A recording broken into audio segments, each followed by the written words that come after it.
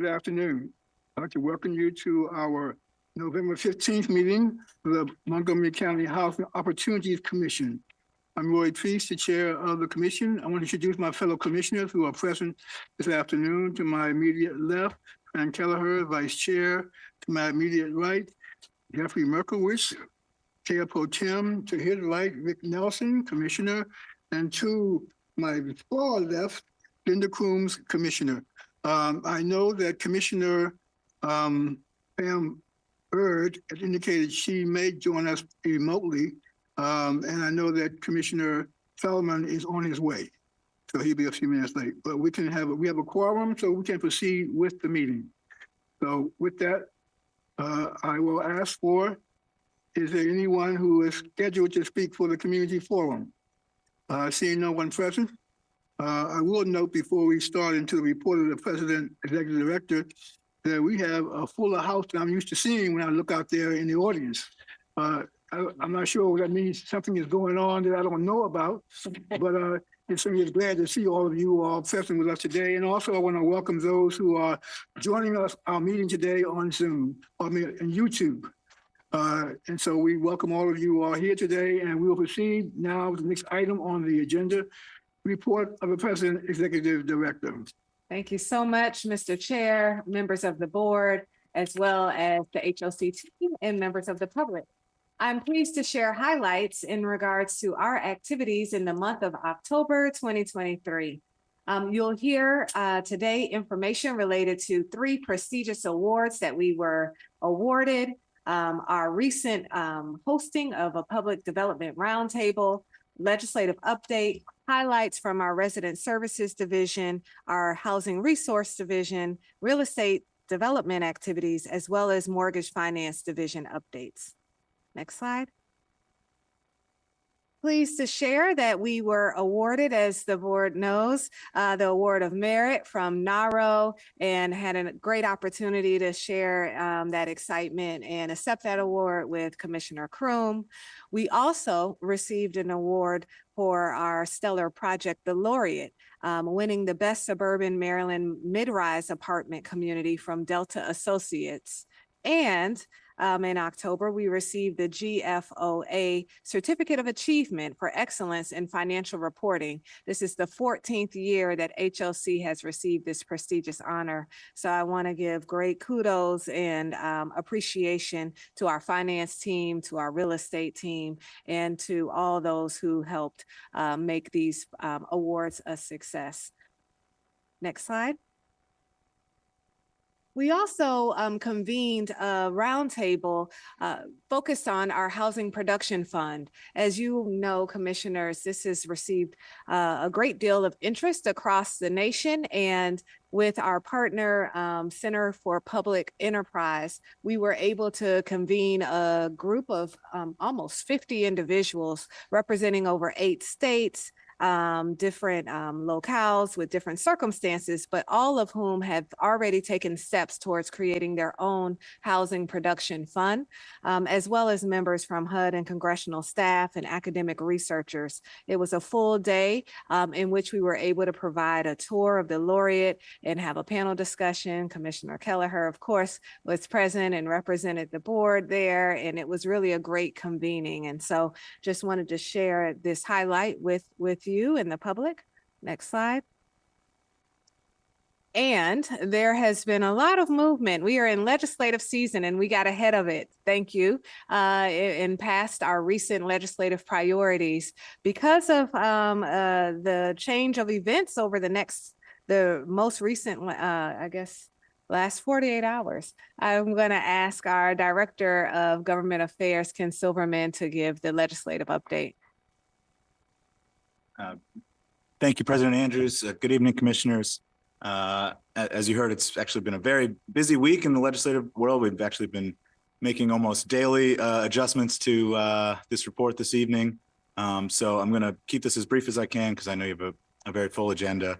On Monday evening, the Montgomery County delegation to Annapolis held their annual priorities hearing, and President Andrews shared the legislative priorities that the commission approved on behalf of HOC. The delegation also released the local and bi-county bills for this upcoming session. So these are bills that would either only impact Montgomery County or bi-county agencies like Park and Planning and WSSC. Thankfully, there were no big surprises. The bill I want to particularly highlight is MC 324, which was sponsored by Delegate Palakovich Carr. This was the legislation that we discussed in the context of our legislative priorities that would remove burdensome requirements in HOC's authorizing legislation. I'm also pleased to share that yesterday afternoon, the council voted to support the bill. And I understand the county executive is going to be taking his positions on these local bills on Thursday. So we'll hope for his support as well. The delegation's public hearing on the bill will be November 27th. And so we'll plan to testify in support. In late December or the very beginning of January, we'll start to see the first statewide bills get posted ahead of the start of the legislative session. I also want to highlight that the county has developed their joint priorities letter between the county executive and the county council.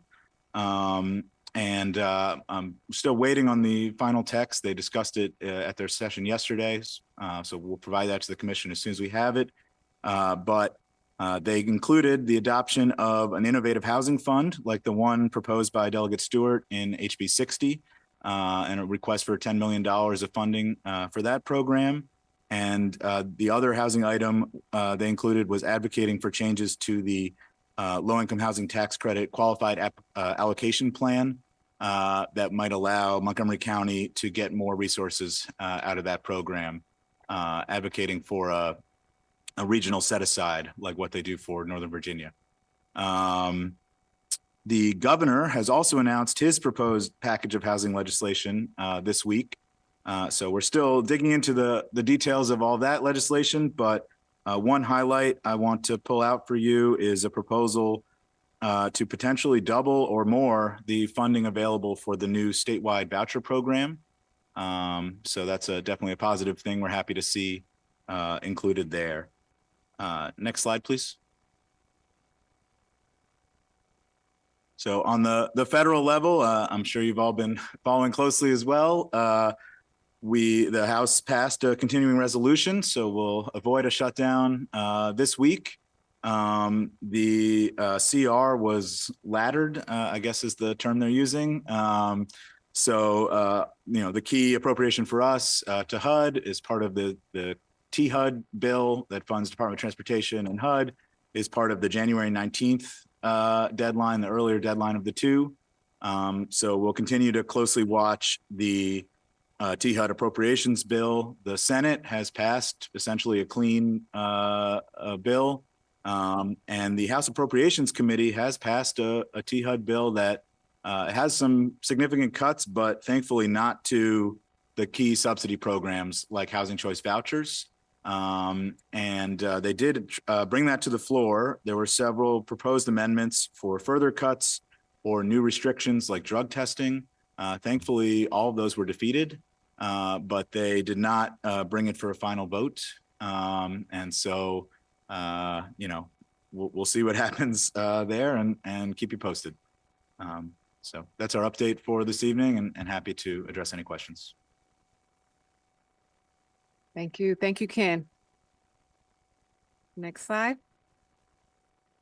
And you see why I chose to allow Ken to give that presentation. Quite robust. As is our resident services update. We continue to do ongoing workshops and provide resources to our residents. In the month of October, we facilitated 2 workshops on fundamentals of housing, as well as resource sharing workshop, and continue our program at Cider Mill with regards to the Safe Zones program. There is a new program that started not too long ago at Cider Mill that also has a youth soccer program sponsored by 480 Club. Next slide. We also launched after-school programs at multiple sites: Georgian Court Apartments, Stewart Town Homes, Tanglewood Apartments, and Town Center Place only. And I do want to acknowledge and thank our HOCP partners in regards to the resources that they provide to assist us with these programs. Piano Pals is also happening every Saturday in October, or happened every Saturday in October at Tanglewood Apartments. Next slide. We also are engaged in multiple activities for our youth and families throughout the month in regards to well-being. We did a meet and greet at Georgian Court where I was present along with the executive staff to really, one, introduce ourselves, but also to have an opportunity to hear from them in regards to how we could better serve them. It was extremely well attended. That's the photo that you see there. And the feedback that we received was positive. Of course, there are opportunities for improvement, but what was most interesting and rewarding in that meeting was the fact that they were really talking to each other in regards to how to work together as a community to enhance the appearance of their property and or activities that are taking place there. We also had a fire prevention and preparedness workshop at Washington Square, fall harvest bingo night at Magruder's Discovery, as well as the meet and greet at Waverly. And I think it was Waverly, not Georgian Court. So pardon me, the photo on the right is at Waverly House. Next slide. We also continue to provide services and activities for our youth, word games and bingo at Fenton Silver Spring. That was for our seniors, all things fall at Seneca Ridge, and throughout the month of October in partnership with the county distributing Chromebooks across various sites. And you'll see them listed here on the slide. Next slide. We also hosted a Tobytown Resource Fair in partnership with our Ombudsman Office, Resident Services, HOC Academy, and County Council member Andrew Friedson. And multiple government agencies and resources came to share information with our residents at Tobytown. Also very well attended and very much appreciated by the families there. Next slide. As you can see, we have a lot of activities that continue to take place for our seniors. I won't read them all out, but throughout the month of October, a lot of dancing and movement and information sharing with our seniors. Next slide. We also focus in on ensuring that our seniors have access to high quality healthcare and information, and work with the University of Maryland to provide resources and support at various sites, Arcola, Residence on the Lane, and Forest Oak Towers, as well as did a Medicare open enrollment information session at Arcola Towers. Next slide. We also work with our partners, and there are many, as you can see, to ensure that we provide food and nutrition resources to our residents, and 284 customers received resources by way of this partnership. Next slide.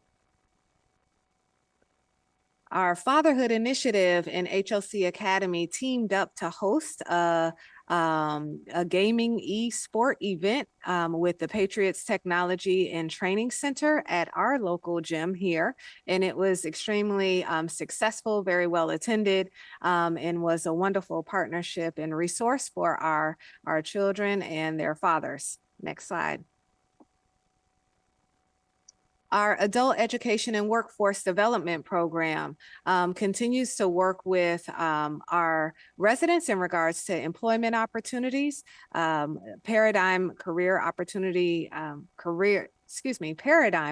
a career opportunity information session, as well as our HOC Academy sponsored a 10-week small business course to teach students how to properly start and operate a business. And our program did 14 referrals to Henry's Records Service Clerk, a dispatcher position, which is a Section 3 opportunity. So again, leveraging those partnerships and those companies that we do business with and ensuring that we provide employment opportunities to our residents. Next slide. The financial literacy program continues to thrive. We provided over 38 one-on-one financial literacy courses. 12 individuals from our waiting list enjoyed this resource, as well as 17 customers and 5 individuals from the waiting list attended workshops in the month of October. And there's a photo of the virtual event that took place. Supportive services, next slide. Our resident services team that provides case management and supportive services continue to provide those services, providing resources for over 277 participants with home visits, also supporting those individuals with emergency housing vouchers, and continuing to implement our rent supplement program. Next slide. Fatherhood Initiative graduated 25 fathers with the last October cohort, and 38 were enrolled for the next cohort. And we continue to host open basketball gym night as a recruitment strategy. Next slide. Pleased to share that our RAB has been fully seated and now have 9 newly elected members of the RAB. And they were sworn in preceding the October commission and were greeted by many commissioners here. Next slide. Our HCV program is also operating at a very high caliber and capacity. Currently, we have 127 families with issued vouchers that are searching for homes. 141 contracts are pending. 200 families were selected from the waiting list last month. And during October, our division received only 1 request for an extension, and so a 90-day extension. Next slide. We continue to provide updates to the board related to Rent Cafe, and as you see, the number continues to grow as it pertains to our residents becoming more acclimated with this online resource and tool for submitting their paperwork for recertifications and interims. And also want to report out that 45 customers were recommended for program termination in the month of October, but in working with our resident services counselors, were successful in reducing that number. Next slide. Our resident services counselors assisted 33 families with getting their recertification requirements and overturned those terminations. And we're continuing to reach out to the other family members or the other families that we haven't heard from. Next slide.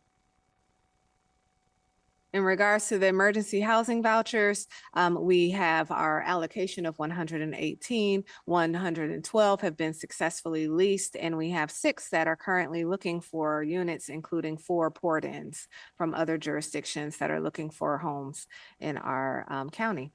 Next slide. Our FSS program is continuing to increase program size. We've gone from now 354 to the maximum baseline of 441. And our case managers continue to work with customers on their long and short-term self-sufficiency goals. Next slide. This is a real estate development update. Metropolitan Apartments is still undergoing renovations. This is a huge and large project. And so we are now at the stage where a construction specialist has been retained to complete the waterproofing for the plaza repair, and then beginning to install the brick pavers as you see in the photos here. Next slide.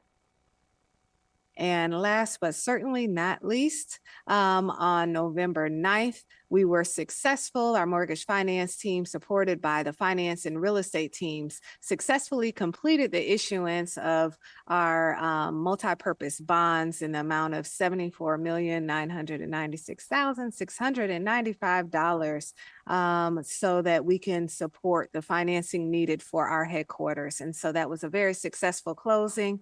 Completion of the headquarters is expected by December 2025. Next slide. And that concludes my report, and I open for any questions or comments. Thank you.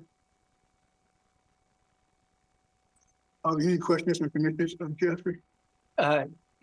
Yeah, thanks. Sorry. Great. It was great meeting the new members of the Resident Advisory Board. And so very excited that that board has been reconstituted. Just curious, when can the commission expect to start hearing from, we used to get regular reports before board meetings from them. And well, the RAB actually had a meeting this week. So this was the meeting that where they got sworn in just last month was their first meeting. This last week was their second meeting where they nominated their president and vice president and secretary, I believe. They also met and voted on and supported what you'll see in terms of the 42 incremental vouchers on today's agenda.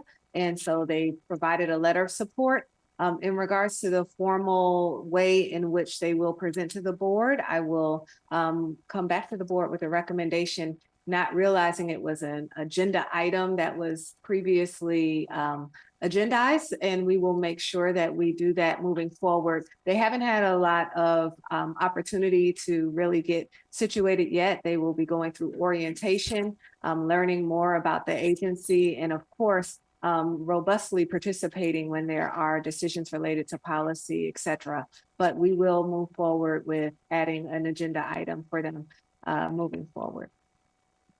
thank you. Do they have any vacancies? No, this was a very, as you may recall, extensive election, hundreds and hundreds of applicants. And I believe there was one, but it was a special position. I'd have to go back to find out. There was I'm sorry, I can answer the question in a few moments. Let me let the staff give me that answer. But there was a special program that had a representative where we did not receive enough interest in that one position. But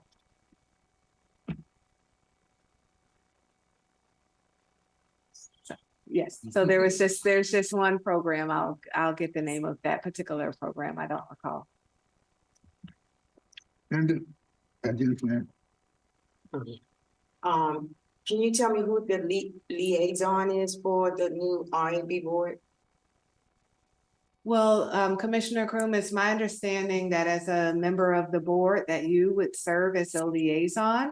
And as we've shared before, a couple of years ago, there was an amendment to the bylaws that actually, prior to my arrival, of course, but it was during the COVID period as well as during open meetings that made modifications to the overall structure. I think this is a fine opportunity to re-engage in regards to revisiting their bylaws. And I'm certain that they would be open and willing to hear how best to address how to formally ensure that there's representation. And so definitely, of course, sent information to you as always about the RAB and the activities taking place there, and encourage them to consider a potential revision of the bylaws. But we also have staff that provide support. Okay, so the staff support is our Director of Resident Services, Davida Rowley Blackman, who provides resources and support, as well as members on the Resident Services Division team in regards to taking their minutes, helping to schedule their meetings, et cetera. And so Rita Harris also is one of the staff members that helps to provide support to the RAB. You mentioned that the bylaws were changed a couple of years ago. I frankly don't remember, but I would strongly urge we reconsider the bylaws.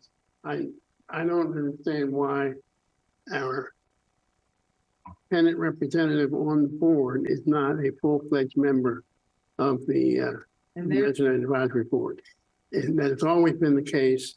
I strongly believe that that should be the case. And I just don't remember when it came through us and if that issue was really discussed at that time, but I would strongly urge that we reconsider it.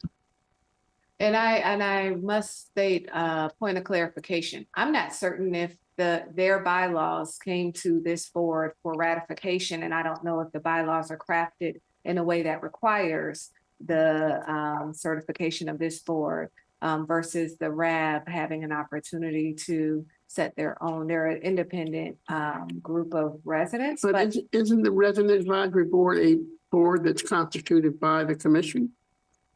I'm not certain that that is the case. I believe it is an independent group of residents Really? and so you're raising questions. I don't have the bylaws before me. Our general counsel can look into this closer and circle back to the board. But I'm not certain if it required that ratification at the time. But I also don't believe that there would be any issue. I really don't.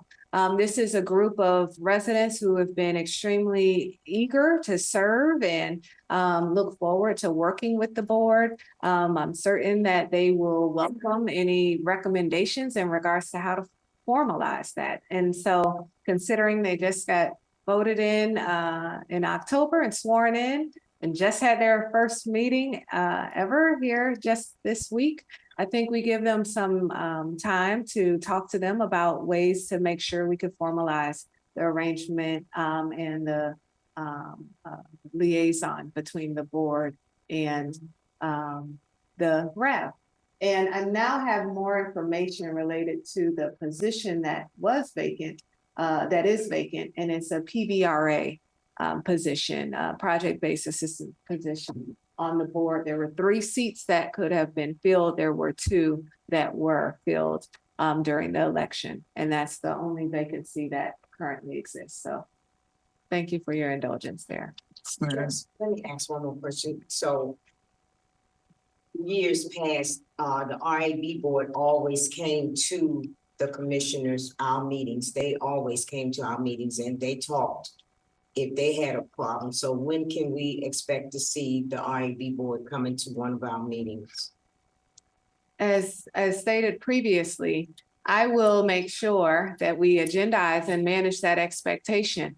They are definitely brand new. This is a new set of commissioners, board members that have just been seated. And so we can ensure that there's an agenda item added and to see if they have anything that they'd like to share at the upcoming meeting. I think in the past, I would assume that in addition to just sharing their personal concerns or issues, they had an opportunity to talk through something that you may be contemplating so that they can give informed feedback or share the voice of the RAB. So at this point, we're setting up orientation to orient them on who we are, walking them through who HOC is. But I will ensure that our next board meeting includes a agenda item for representation of the RAB to speak to the board. Fran?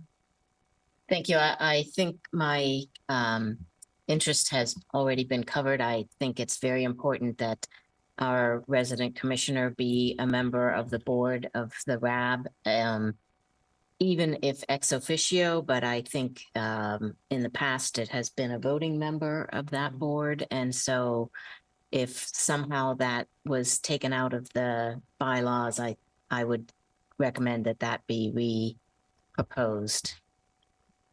Thank you. I would make one other comment, just observation. I'm glad to see that we have maximized our family self-sufficiency participation. And I think FSS is one of the best state-of-the-art programs that HUD has. Is that program that really encourages self-sufficiency on the part of our residents. So I want to just acknowledge that's a good accomplishment. One question, you didn't cover this, but Do we have any knowledge yet about when the Holy Cross Clinic is going to open up at the Leggett? Yes, in fact, they opened on November 1st. However, they have not convened a grand opening event yet. And so I believe they're planning one. And once that information is provided, they indicated that they would invite us to join them in a grand opening. And so I think it was more of a soft opening as they get themselves situated. I know that they're also working on a press release around the opening. So that has not happened in a huge formal capacity, but once that information and date and information is provided to me, I will pass that along. Thank you. Did we let the residents, do the residents know? They have not yet, well, let me not answer that question. I'm not certain if they've conducted any outreach yet to the residents. Again, if I could just correlate it to our opening, our soft opening of the Laureate, needed a chance to move in and get everyone situated before we did the public notices. So I'm not certain if notices have gone out to them yet, but once we do get that information, we will make sure our resident services team provides that information to our residents so that they're aware. Any other questions? Yeah, just a quick question is, do you have any updates on our efforts at improving security at Cider Mill? Yes, there are many efforts that we've taken, and in fact, I will provide a full briefing to the board. The team has worked on a comprehensive list of those activities so that I could provide them to you. But just to give some quick highlights, we've deployed new cameras across the property. These cameras are high end and allow us to work in partnership with the police department in regards to identifying tags and individuals who are causing challenges and or engaged in criminal activity on our properties. There are new key fobs being placed in each of the laundry rooms. So the only way you can get into the laundry room is if you have that key fob that had been a place where criminal activity was taking place. We also have partnered with the police department in regards to adding additional cameras. They have a larger blue camera that is a mobile trailer camera. Currently on our site, they added a second one here this week and will continue to increase their surveillance of the site. We have our own security, which we've increased the number of hours in which they're providing security at the site. And so we've been meeting with the tenant associations, with multiple nonprofits, with our county council liaisons, as well as the police department in regards to how to tackle the issues there. We have also done a full assessment in regards to lighting and ensuring that we have ample lighting. One of the benefits of some of the work we've done is a decrease in regards to vehicle break-ins. We also are working in concert with the police department in regards to getting weekly report outs in regards to any criminal activity for anyone who is listed as a resident at Cider Mill so that we can move swiftly with eviction proceedings.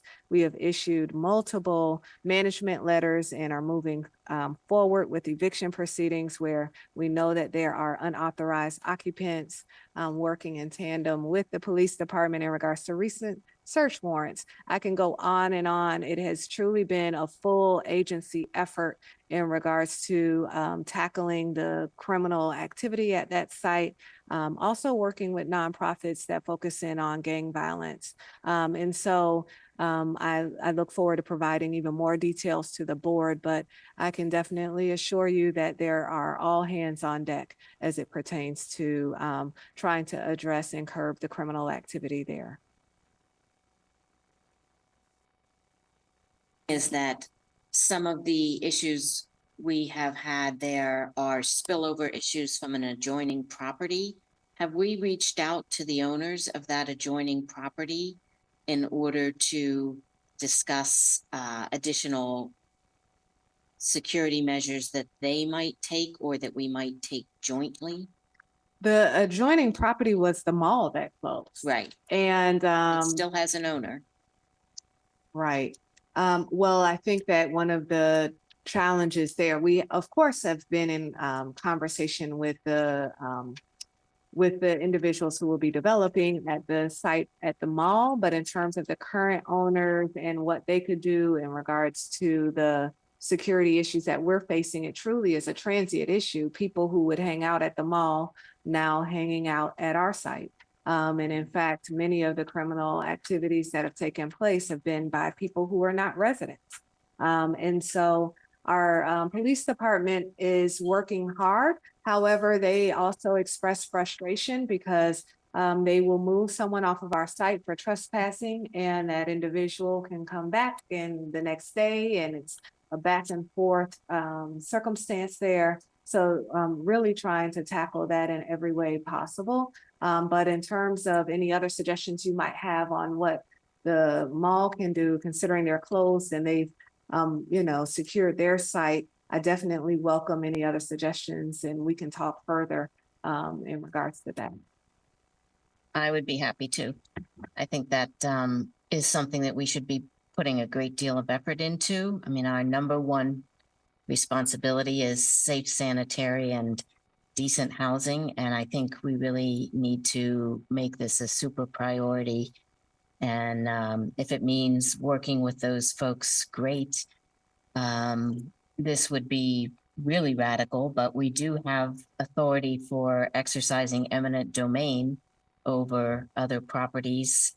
And I think if the back and forth between the properties can't be stemmed by fencing or some other methodology, that's something we could always look into. But I think we need to get the attention of those folks.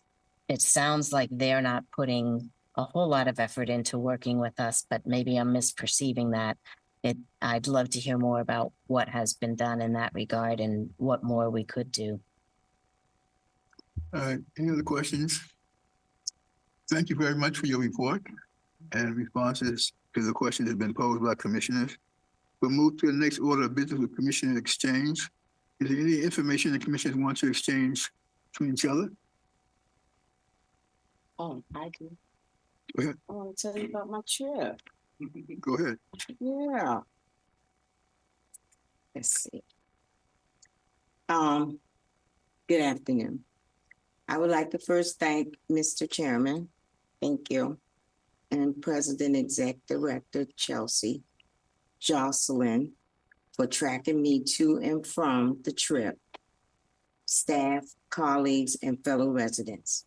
It is with great pleasure that I had the chance to visit New Orleans on October the 6th, 2023, for the National Association of Housing Redevelopment Officials.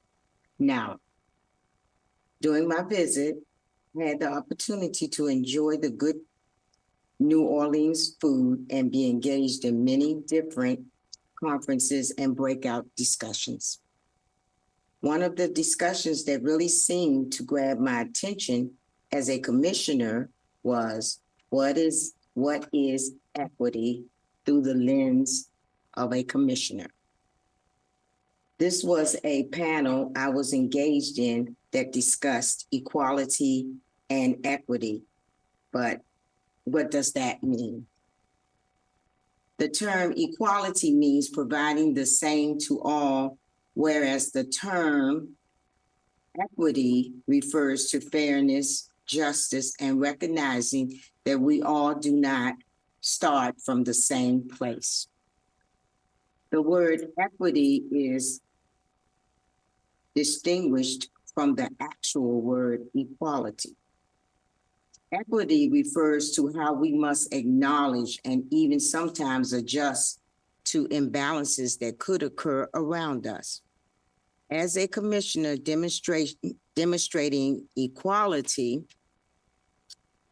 could sometimes require us to identify and overcome intentional and unintentional barriers that arise from barriers or even systemic discrimination. On the panel, we had a chance to draw up many ideas involving changes in the communities, schools, and more importantly, in housing. In summary, what I got from all the narrow conferences was coming together with others to share ideas and insights. The only way true changes can occur is if we all have the same vision of an equitable community. That's what I learned. You're welcome.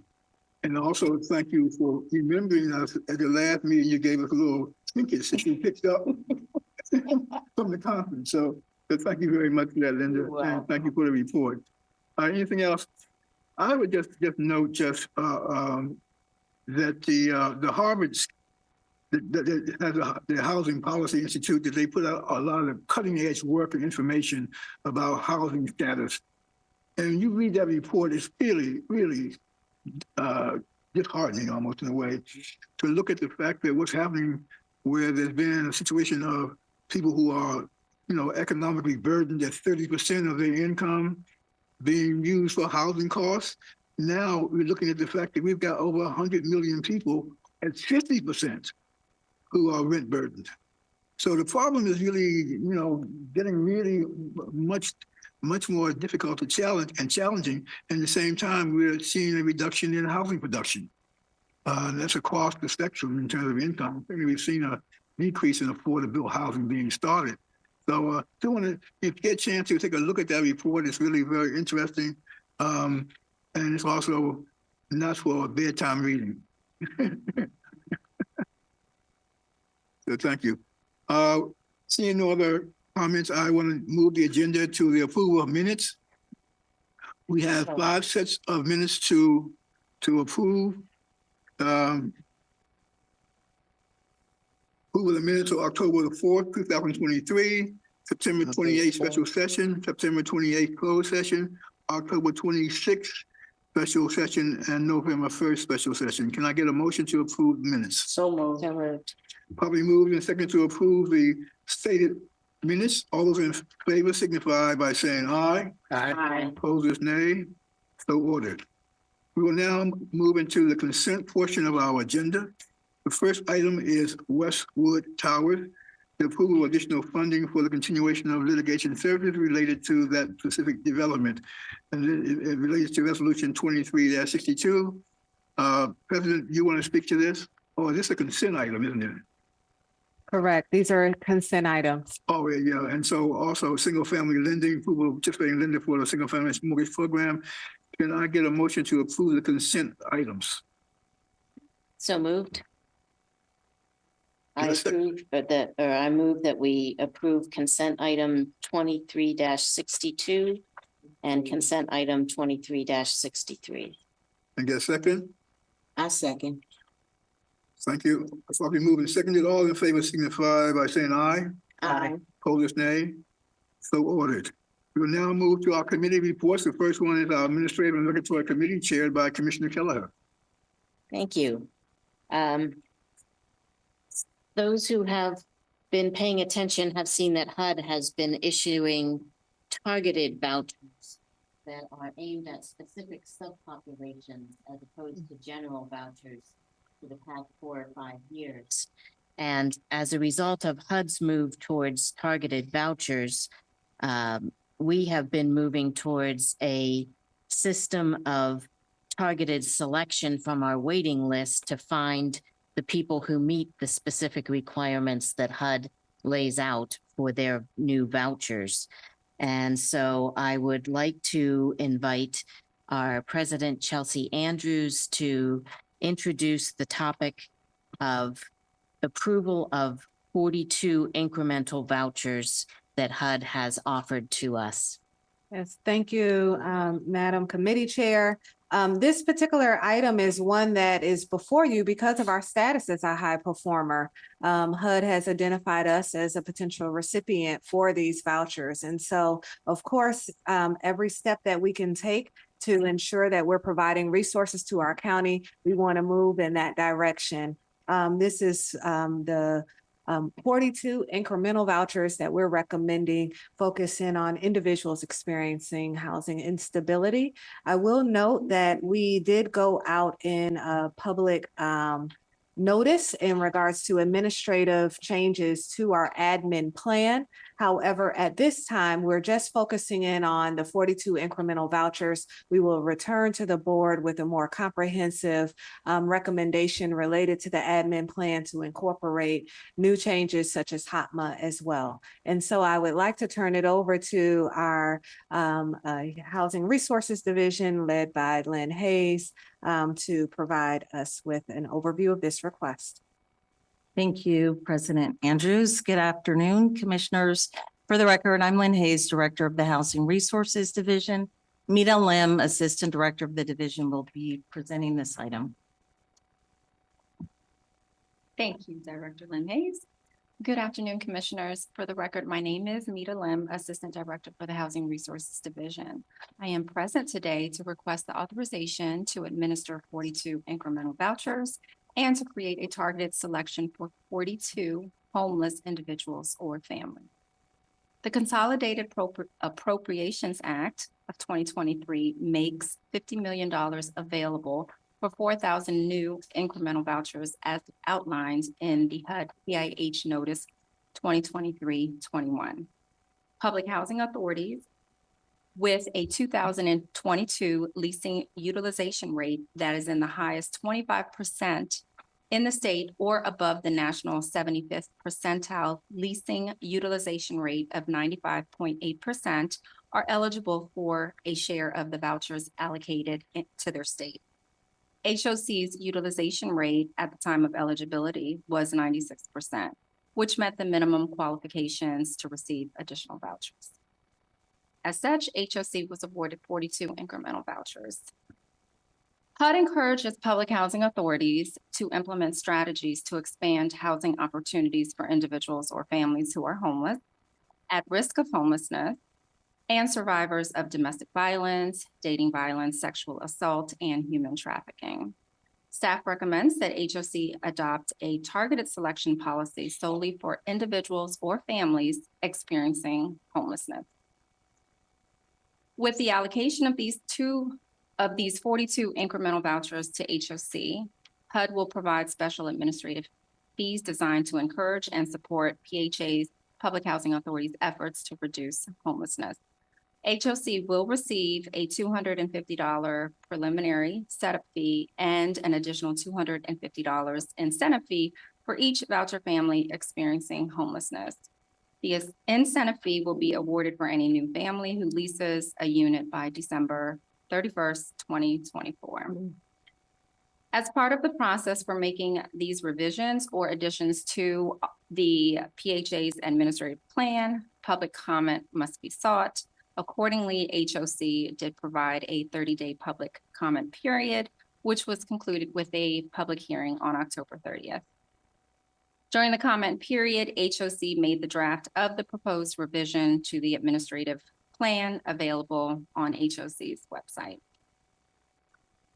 The Administrative and Regulatory Committee considered this request at its meeting on October 23rd, and the Resident Advisory Board was presented the request and endorsed the proposal on November 14th with a signed endorsement letter. Staff recommends that the Commission accept the recommendation and authorize the adoption of the acceptance of 42 incremental vouchers and the recommended targeted selection as outlined in the following memo and resolution. At this time, I will take any questions and address any concerns. Thank you. If there are no questions, I will comment that I do actually have the letter from the RAB that they endorsed these. So they are actually meeting and starting to do some things, which is great. I would move that we approve Resolution 23-64 to authorize the 42 incremental vouchers and modify the administrative plan accordingly. I second. It's been properly moved and seconded to approve resolution 23-64. Are there any questions? All in favor signify by saying aye. All opposed, nay. So ordered. Thank Could I you. just add one note of thanks to staff for bringing this to us in a narrow form that makes it easy to move it forward, and we'll look forward to working with you on all the other issues including HOTMA going forward. Absolutely. Thank you. Thank you very much. We will now move to the next committee on our agenda, which is chaired by Commissioner Nelson. Before we do the first item, I'm going to take the liberty, because we were informed just recently about Tim Gessinger, and want to congratulate you on your role as the HOC's CFO.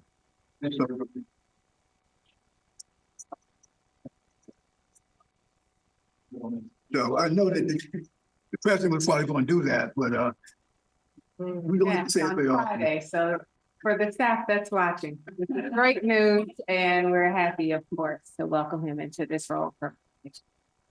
So we'll turn over now to Commissioner Nelson, Chair of the Budget, Finance, and Audit Committee. I'll repeat the congratulations, Tim. Well deserved. You've done a good job over the last 2 years. And the first item on the agenda is the request of the staff for the commission to approve the calendar year 2024 portfolio budgets. And for the beginning of that discussion, I'll turn it over to the President and Executive Director Andrews. Thank you, Mr. Committee Chair.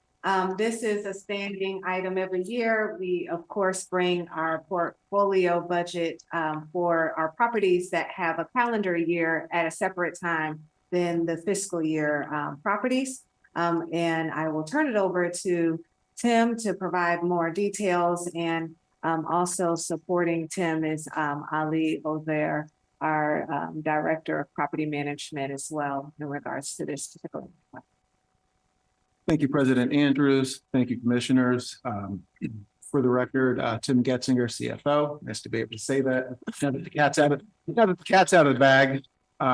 This is a standing annual item, and I will just try to pick up on some of the highlights. We informally reviewed this at the November 3rd Budget, Finance, and Audit meeting. Again, it includes 16 calendar year low-income housing tax credit partnerships comprising of 18 properties. Note that the Willows is 3 properties, as well as the Lindley and Laureate, are 2 limited liability companies with calendar year ends per as the calendar year as per the investor requirements. The anticipated combined net cash flow of the property is in excess of 10 million, which is up from 7.1 million last year. It should be noted that this is somewhat inflated as 6 properties, including the Leggett, Georgian Court, Shady Grove, and the 3 Willow Manor properties. They all have limited debt service payable in calendar year 24 due to where they are in their construction phases. Adjusted net cash flow, excluding the aforementioned 6 properties, is 2.42 million, which is comparable to last year. It should be noted, however, that the cash of these properties is restricted. Also note that we are anticipating a loss at Lasco Manor of $3,300. The deficit is smaller than in prior years due to moving 50% of the property management salaries to the county grant. And we'll actually be reviewing the county grant momentarily. And this reflects the resident services programming, which is offered at the property. HOC does earn partnership management fees, which is projected at $188,000, which is an increase of $32,000 over last year. Rent increases at these properties are governed by either the voluntary rent guideline from the county, which is 5.8% this year, or HUD's operating cost adjustment factor, the OCAF, which varies from property to property, but is between 1.4 and 5.8%. I want to note that pagination in this presentation is slightly off with the charts following the next budget presentation. However, detailed charts are available in the packet on pages 87 to 93, detailing operating income and expenses on a per unit per annum basis, as well as an analysis of reserves for replacements and a capital analysis. Of note is that $70,000 of cash flow at Forest Oak was reduced in order to increase the RFR, the reserve for replacement, to address the potential capital shortfall at the property. The Budget, Finance, and Audit Committee joined staff's recommendation And we are requesting the full commission to approve the calendar year 24 portfolio budgets as presented. And with that, I'd be happy to answer any questions. Are there any questions on this particular item? If there aren't any, I will then move approval of resolution 23-65. I second. It's been probably moved and seconded to approve resolution 2365. Are there any questions? All in favor signify by saying aye. Opposed, nay. So ordered, approved unanimously. The next item is the request by staff to give them the authorization to submit the FY 25 county operating budget. And again, I'll turn it over to President Andrews. Thank you, Mr. Committee Chair. This is also an annual pro forma request that we bring to the board in regards to our request to the county for financial support. Always wanting to appreciate the county for contributing towards our work and our efforts, in particular, the resources that they provide for resident services. This operating budget is in line with what we have previously requested and is in line with what the county is open to supporting for us this next fiscal year. I will turn it over to Tim Getzinger, CFO, to provide additional detail. Thank you again, President Andrews. Thank you again, commissioners. This item was also informally reviewed at the November 3rd Budget Finance and Audit meeting. For the FY 25 operating budget season, the Montgomery County Office of Management Budget developed a staggered submission process from October 13th to October 27th. Obviously, this date range proceeds tonight, November 15th. Therefore, staff requested and received an extension to November 16th in order to obtain commission approval tonight and then to be able to submit the budget. The FY 25 county operating budget kickoff was held on September 21st, 2023. The agency will be required to submit a baseline budget or maximum agency request ceiling, referred to as MARC here, for FY 25, in the amount not to exceed approximately 7.9 million. The MARC is based on last year's approved MARC of, again, 7.9 million without any adjustments. There will be some adjustments requested in the amount of 322,000, which are increases in personnel costs. Specifically, what is being requested here will be primarily, again, resident services, as well as some offsets for utility costs, for licensing fees, for our common ownership community association fees, and for some rent. I do want to mention that although this funding only represents 2.35% of the agency's operating budget, it is a vital piece, and we are thankful for the county's contribution. As an added benefit, this funding actually enables us to be able to apply for matching grants. It provides, again, the vital resident services programming required.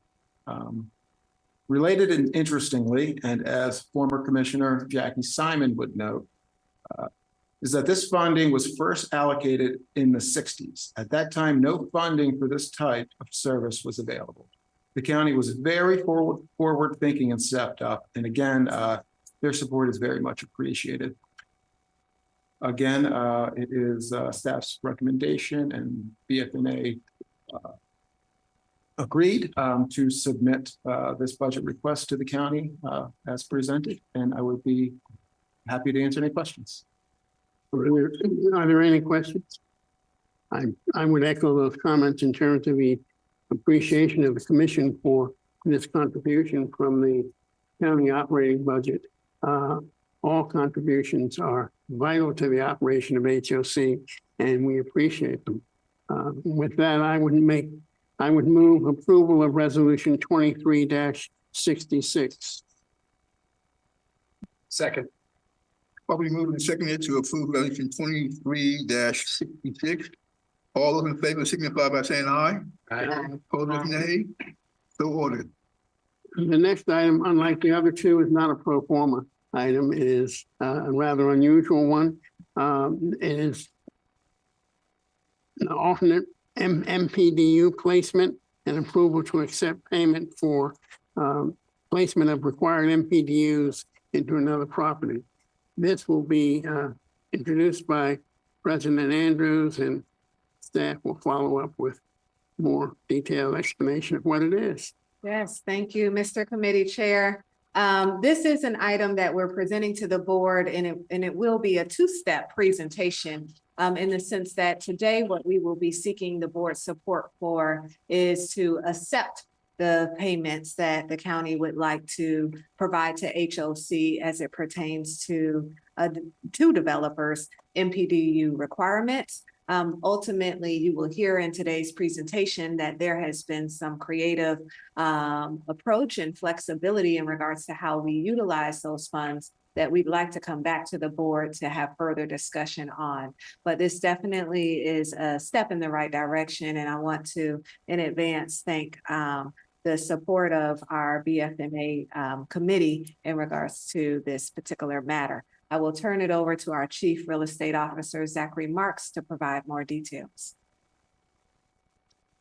Thank you, and good evening, commissioners. There are two properties that just happen to be close to commencing development at the same time that are these high service senior rental communities. One is a high rise in North Bethesda, another is more of a village style community down in Chevy Chase at some of you may be familiar with the former 4-H headquarters on Connecticut. It's just south of Lindley. But in both cases, these properties have associated service fees that are extremely high. And so even with an MPD rental rate, a family would not be able to obviously support such high service fees. And so in the past, there are these alternative placement agreements at the discretion of the director of the HCA that can be entered into when we have these sorts of issues. And on the for sale side, it's often condominium fees that are the associated issue. On the for sale side, there is an agreed upon calculus on how the valuation of these payments is got to, which is 3% of the purchase price. But on the rental side, it's been a lot more, I guess, bespoke throughout the history. And one of the things that incidentally is going on in the background here is that DHCA is very much working hard to try to create at long last a standard protocol for how to approach these. And I think as we worked with them on this, you can see a lot of that desire from them to really get to something that works. So for these two particular properties, HOC staff engaged with DHCA and with the developers of these communities to try to reach what we thought was a good valuation of an alternative placement of the MPDUs related to these projects. And on the next slide, you can see some of the calculus behind the, how we got to unit counts. So just to highlight a couple of things on this slide. One, you can see the associated service fees, $4,000 for one, $12,500 for another. That is in fact a per unit per month fee. So you can see why the alternative placement agreement became necessary. And so the first step in the calculation of how we got to this alternative placement was to calculate what the on-site requirement was. In the case of the Pinnacle, there is a 13%, and I think I had an oversight typo on the one before. I actually assumed everybody was talking about 12.5%, but in fact it's 13%. So there's yet another MPDU requirement percentage out there. So really it's the number of independent living units. So assisted living units are exempt, memory care units are exempt, but independent living units are covered by the MPDU code. So in each case, what you have is the number of units that qualifies for the MPDU program. And in the case of the Pinnacle, it's 13%. In the case of Corso Chevy Chase, it is 15%. And that gets us to an on-site calculation. Go to the next slide.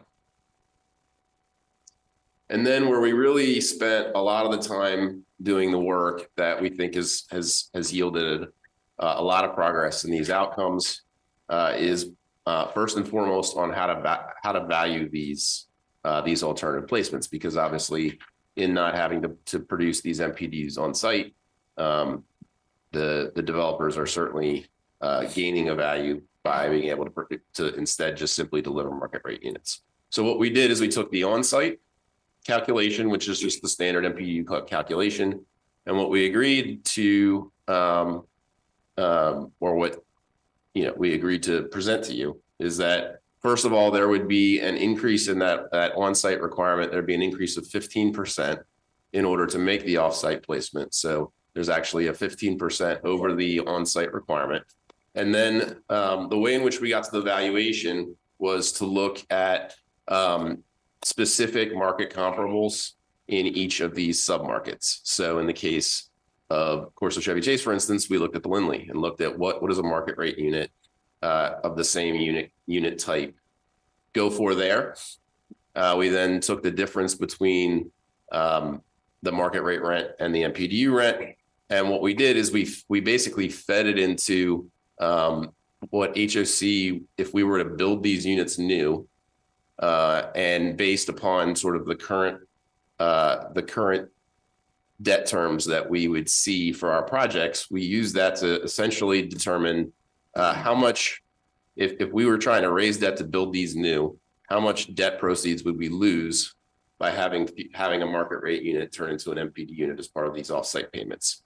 And so the valuation produced a total of $9.5 million in alternative placement monies, and that equates to about $113,000 per unit in sort of implied subsidy for 84 total MPDUs. And so again, to be clear, the on-site requirement would have been to produce 73 of them. They are in fact paying they're paying the valuation for the alternative placement at 84. That's that 15% increase. And then on the next slide, and this is where we get into some of the other progress that we made around flexibility to ensure the best outcomes here. So on this slide, one of the things you'll note is that that part of this agreement, the DHCA was actually amenable to, rather than putting the restricting the MPDUs to the planning areas for these two projects, they actually were open to the idea of these units being placed in downtown Bethesda. And there's lots of reasons why that made sense to them, and they have that discretion to choose a different planning area. They viewed downtown Bethesda as being obviously a really high value place to get MPDUs. And then the other piece of flexibility that we built in here, and this gets to President Andrews' point at the top around this being a two-step process, is that previously the way this would work is that the payment comes in pretty quickly because these folks are ready to close and start construction, and they generally have, and there's sort of a two-step payment process. They pay half of it when they close and start construction, and they pay another half at CO. And these payments come in, and typically in the past, what's had to happen is that we would have to identify a property right away. We'd have to place this money right away, and it would have to match everything perfectly. And so what would typically happen in the past is that these would get placed at existing properties that were really not comparable to what this new product is. And so by adding this flexibility, it really allows the commission to take its time in choosing the best outcome for how to use this money, and also providing flexibility to you all. So we can still place it at existing properties. And if we do, the HCA's desire, reflection of the county executive's desire, is to see it actually be placed at family-sized units in downtown Bethesda at deeper AMIs, but also giving us the flexibility to put this in a new development in downtown Bethesda. So we have flexibility there. And then in terms of the timing issue, one of the really interesting innovations that the HCA and HOC staff were able to work out is this idea that, well, what do we do about needing to put this money to work right away? And so the idea is to place it in an escrow, allow it to earn interest, and actually use the interest to operate a rent supplement, kind of a rental assistance program in the interim while we come back to you and with ultimately the actual property at which we would place these funds. So we think it was a really good working relationship all the way around the table, and we're pleased to be able to present you with this progress. And I would just add that the next meeting with DHCA on sort of the global solution around senior properties like this is actually Friday. So that continues to move forward. And so they're excited to have this before you today to get, your read on it. So go to the next slide and recommendations. And so essentially what you're approving today is authorizing President Andrews to enter into an MOU with the county that just reflects the terms of these terms this around the payment. And then we would return to you once we've got the property or property selected at which we would deliver the alternative placement. We'd also return to you with thoughts around how to deploy the interest and rental assistance. We have a year from the receipt of payments to begin making. So we have up to 12 months to begin to deploy those rental payments. So we do have time to work through that and get a program together that you all feel best delivers that money. If there are any questions, I'm happy to answer them. The one thing I can say, having been intimately involved at the time of the county developing the alternative payment process, was the one conundrum they had with how to do it with rental properties, and particularly this kind of a property. And from the description that you've given, as I indicated at the committee meeting, I think you have captured the intent of those who developed this proposal in terms of the solution that you've come up with. And I personally think that it satisfies those things and am very pleased to support it. And for that reason, I would move approval of resolution 23-67. Oh. And you can still, Yeah, I'll second, but Yeah. Question? Yep. Go ahead. I have a comment. I would like to applaud the staff for working so hard with DHCA to come up with a better way to calculate the transfer of funds and build in this flexibility so we can optimize where the funds are deployed. I have one concern that I want to voice. It's not anything that we necessarily are in the place to do something about, or certainly not tonight. But if a property owner can choose to impose a service fee and thereby make it unaffordable for people who would qualify for an MPDU, or to declare certain of their rental units to be assisted living, which is not a category defined in law or regulation, and therefore can mean anything. There is the possibility that they could use it as an easy way to negate the economic integrating philosophy behind the MPDU requirements. And that concerns me. I think at a minimum, I would like to see DCHA and or HOC work together to come up with a way to begin tracking and documenting how often this happens, to see if there develops a pattern of people using this as a way of avoiding MPD units being located with their other units. Because while I know that this is a legal option, I would hate to see it be used as a way of segregating economically in flying in the face of what MPDUs were designed to do. So in your conversations with DCHA, if you could just carry that concern forward, I would appreciate it. Yep, we'll do. I think if I can, one of the things on that, normal market forces, I think, would preclude that from happening every day. Because if this will happen in the very high-end properties, those are the ones that were really at issue. And the more you pile on service fees and condo fees and that kind of thing, the less attractive it is to the general marketplace. So there are some limits. I mean, I agree wholeheartedly in terms of ensuring that it doesn't happen. But the other piece is nothing says that the director of DHCA has to accept a proposal, because the director of DHCA always has the right to say, go smoke a pipe. That's great. And that is precisely why I would like to see data kept to help inform those decisions. My fear is we clearly have an economy that's diverging economically. And in this county, I think is a large enough market of people who can afford those services that it could still happen. So I simply ask you to convey that to DCHA and ask that they begin tracking it. I have no problem with what's being proposed here today. It's my fear that it could become a tool that's used inappropriately. Thank you. Also want to commend the staff on this outcome. I think, it's a win-win. And just want to repeat my recommendation to committee that at the time that it does come to us about how to use these, that if we're using it in a new property, that it be additive to our standard 30% and not part of. Yeah, I would just comment that this is a fairly substantial amount of dollars.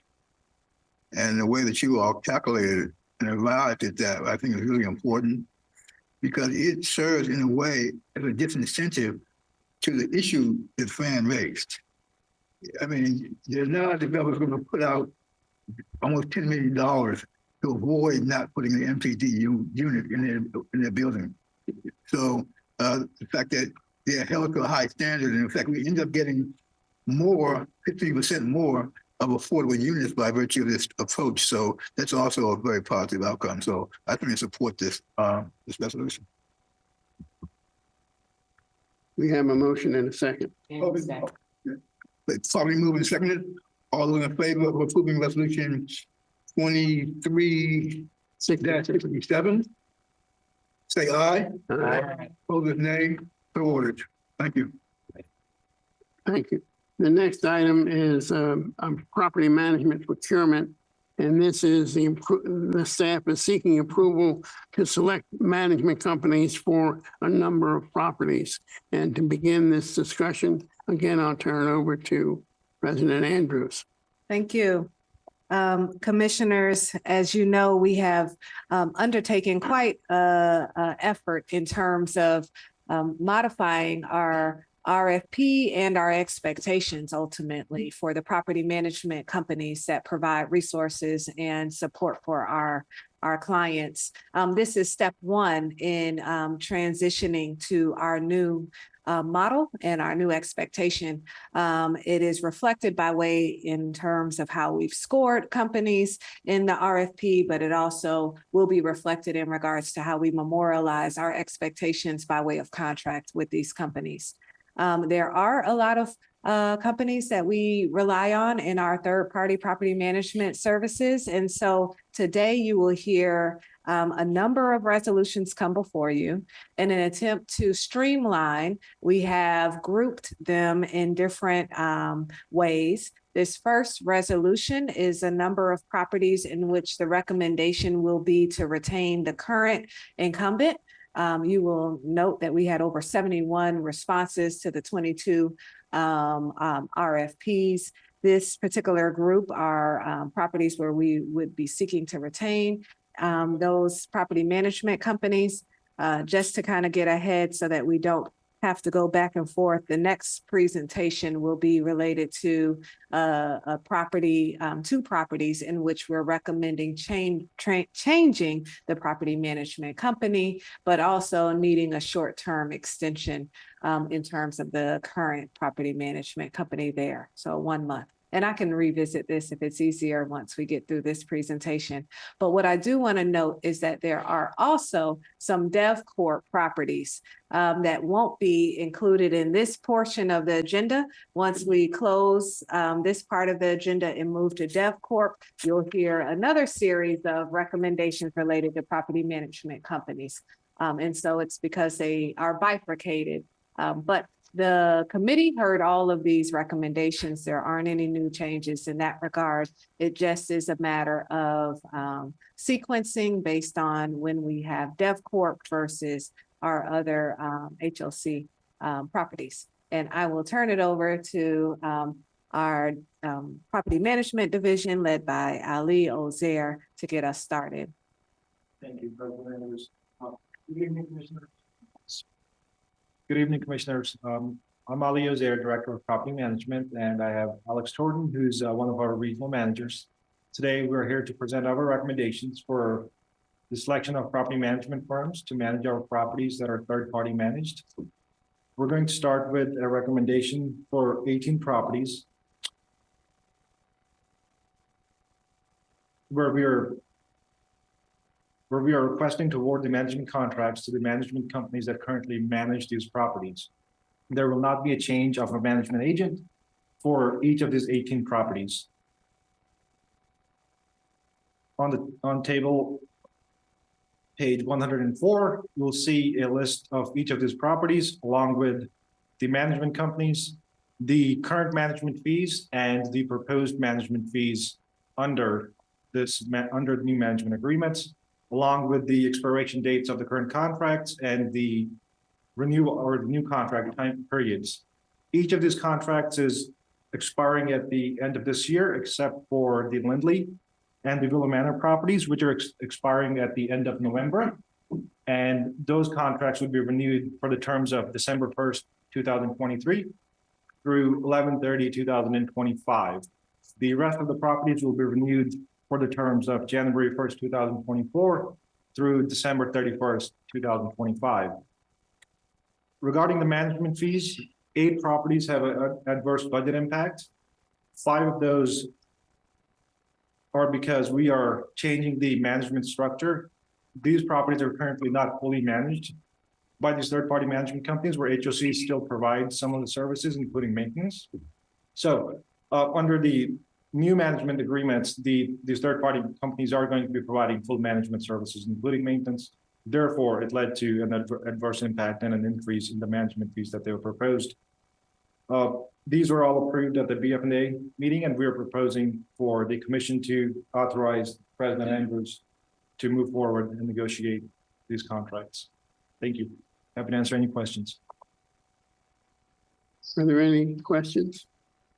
What's the percentage management fees for these properties generally?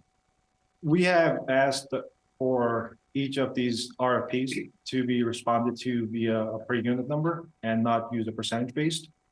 So we have seen management fees range mostly somewhere from $50 to like $60, depending on the management company. Edgewood was 50, residential one was 57.50 and so on. So within that range, all are per unit. What does that work out to as a percentage? I'm just curious. And is it a dollar amount per unit or occupied unit? Or it's the RFP does stipulate that this is based on occupancy. So these numbers are listed at 100% occupancy. However, the payout is based on number of occupied units.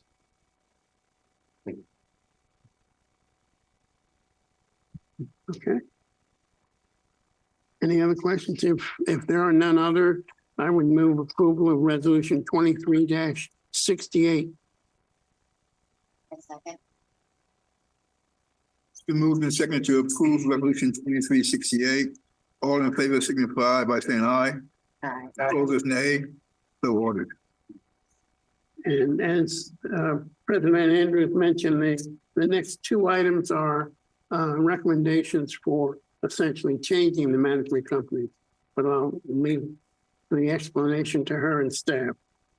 Yes, and just to reiterate, and thank you, Mr. Committee Chair, in this particular request, in addition to making a recommendation related to the property management company, we are seeking approval from the board for a 1-month extension of the current property management company so that we can ensure a successful transition. I will turn it back over to Ali Ozair. Thank you, President Andrews. As President Andrews stated, we are presenting for Bradley Crossing and Battery Lane to make our recommendation for the selection of a new management agent to manage this property and to request an extension of the current management agreement with Alden Management through December 31, 2023. This will allow us enough time to ensure a smooth transition of management between the current management agent being Alden and our recommendation, which is residential 1. The contract will be effective January 1, 2024, and it will run through December 31, 2025. Pretty much in line with what the current management fees are under Alden Management, with Battery Lane management fees decreasing by 1%, and Bradley Crossing management fees will increase by 2%. The 1 month extension of the current contract with all the management will be on the existing terms of the current management agreement.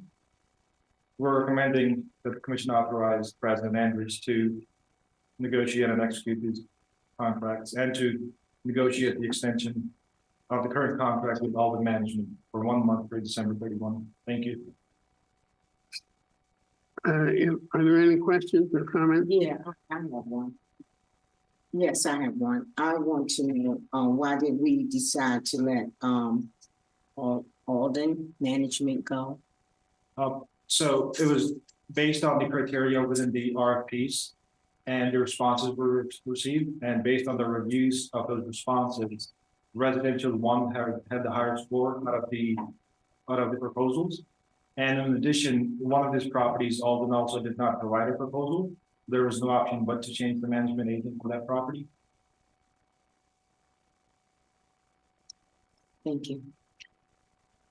If there are no other questions, I would move approval of resolution 23-69. Second.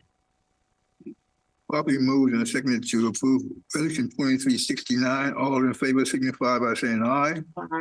Opposed, nay. So ordered.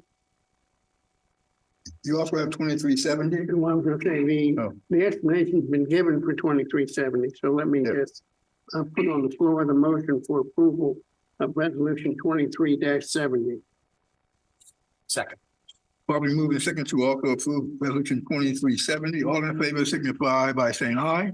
Aye. Opposed, nay. So ordered. Thank you.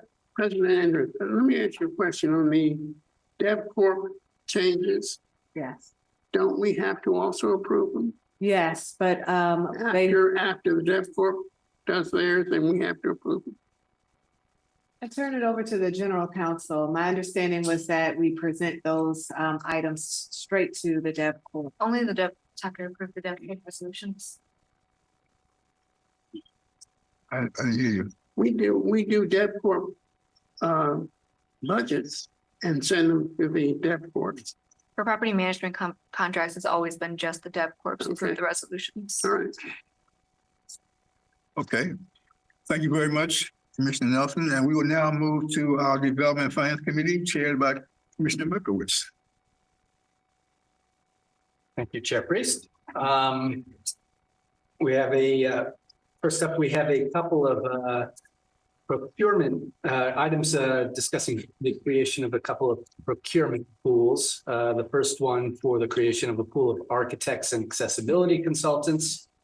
And I will turn it over to President Andrews to get us started. Thank you, Mr. Committee Chair. This is a request for the board support to move forward with our architect and accessibility consultant pool. I will turn it over to our real estate team led by Zachary Marks and supported by Paul Vinciguerra, our construction manager, to provide you with this information. Good afternoon. Good evening.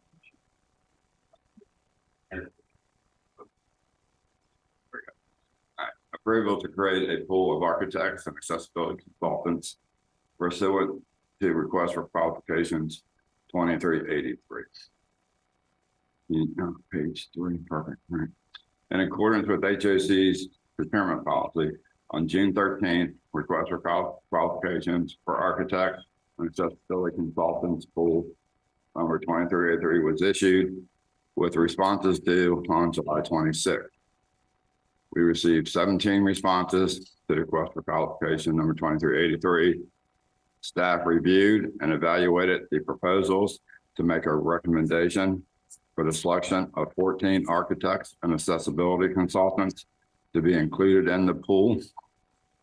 Staff further evaluated and identified strengths for each firm and created categories by building type.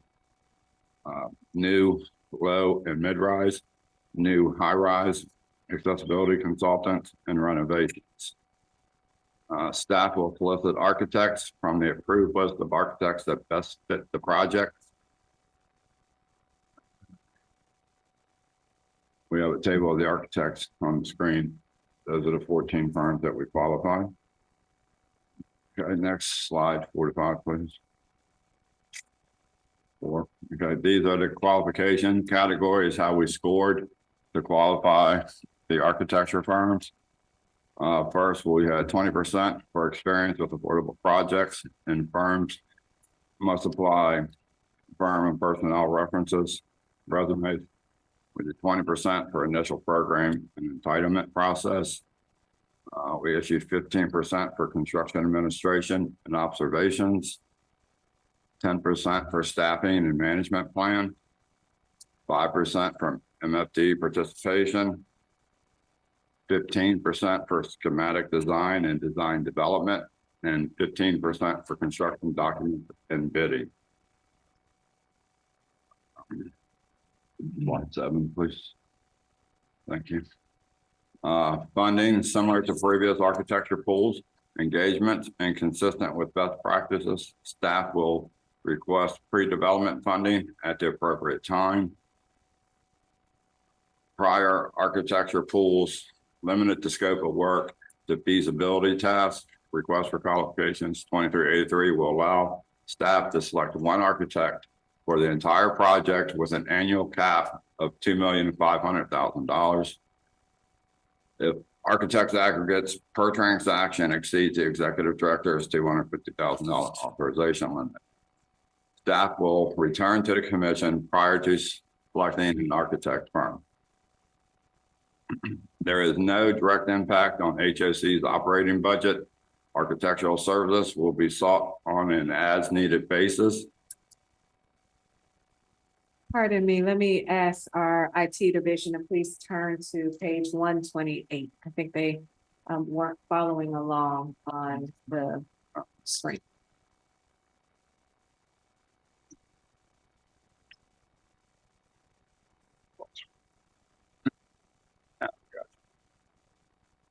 Slide 8. Pool solicitation protocol. This will be for staff when they go to hire architects. We have new task requests. Each request will include detailed scope of work to include pre-construction, actual and post-phase work, MFD participation, Davis-Bacon requirements depending on funding and dollar amount, Section 3 or HOC works, insurance requirements.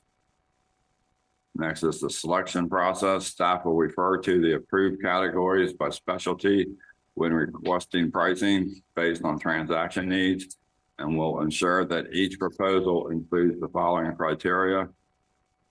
Listed below. Special consideration will be given to the extent and quality of the proposed participation by minority-owned firms, minority persons in a non-minority owned firm, and persons that are disabled. Concept drawings, pricing, MFD participation, interviews, site visits, background check, Section 3 or HOC work opportunity plan. Okay, can we go down, please?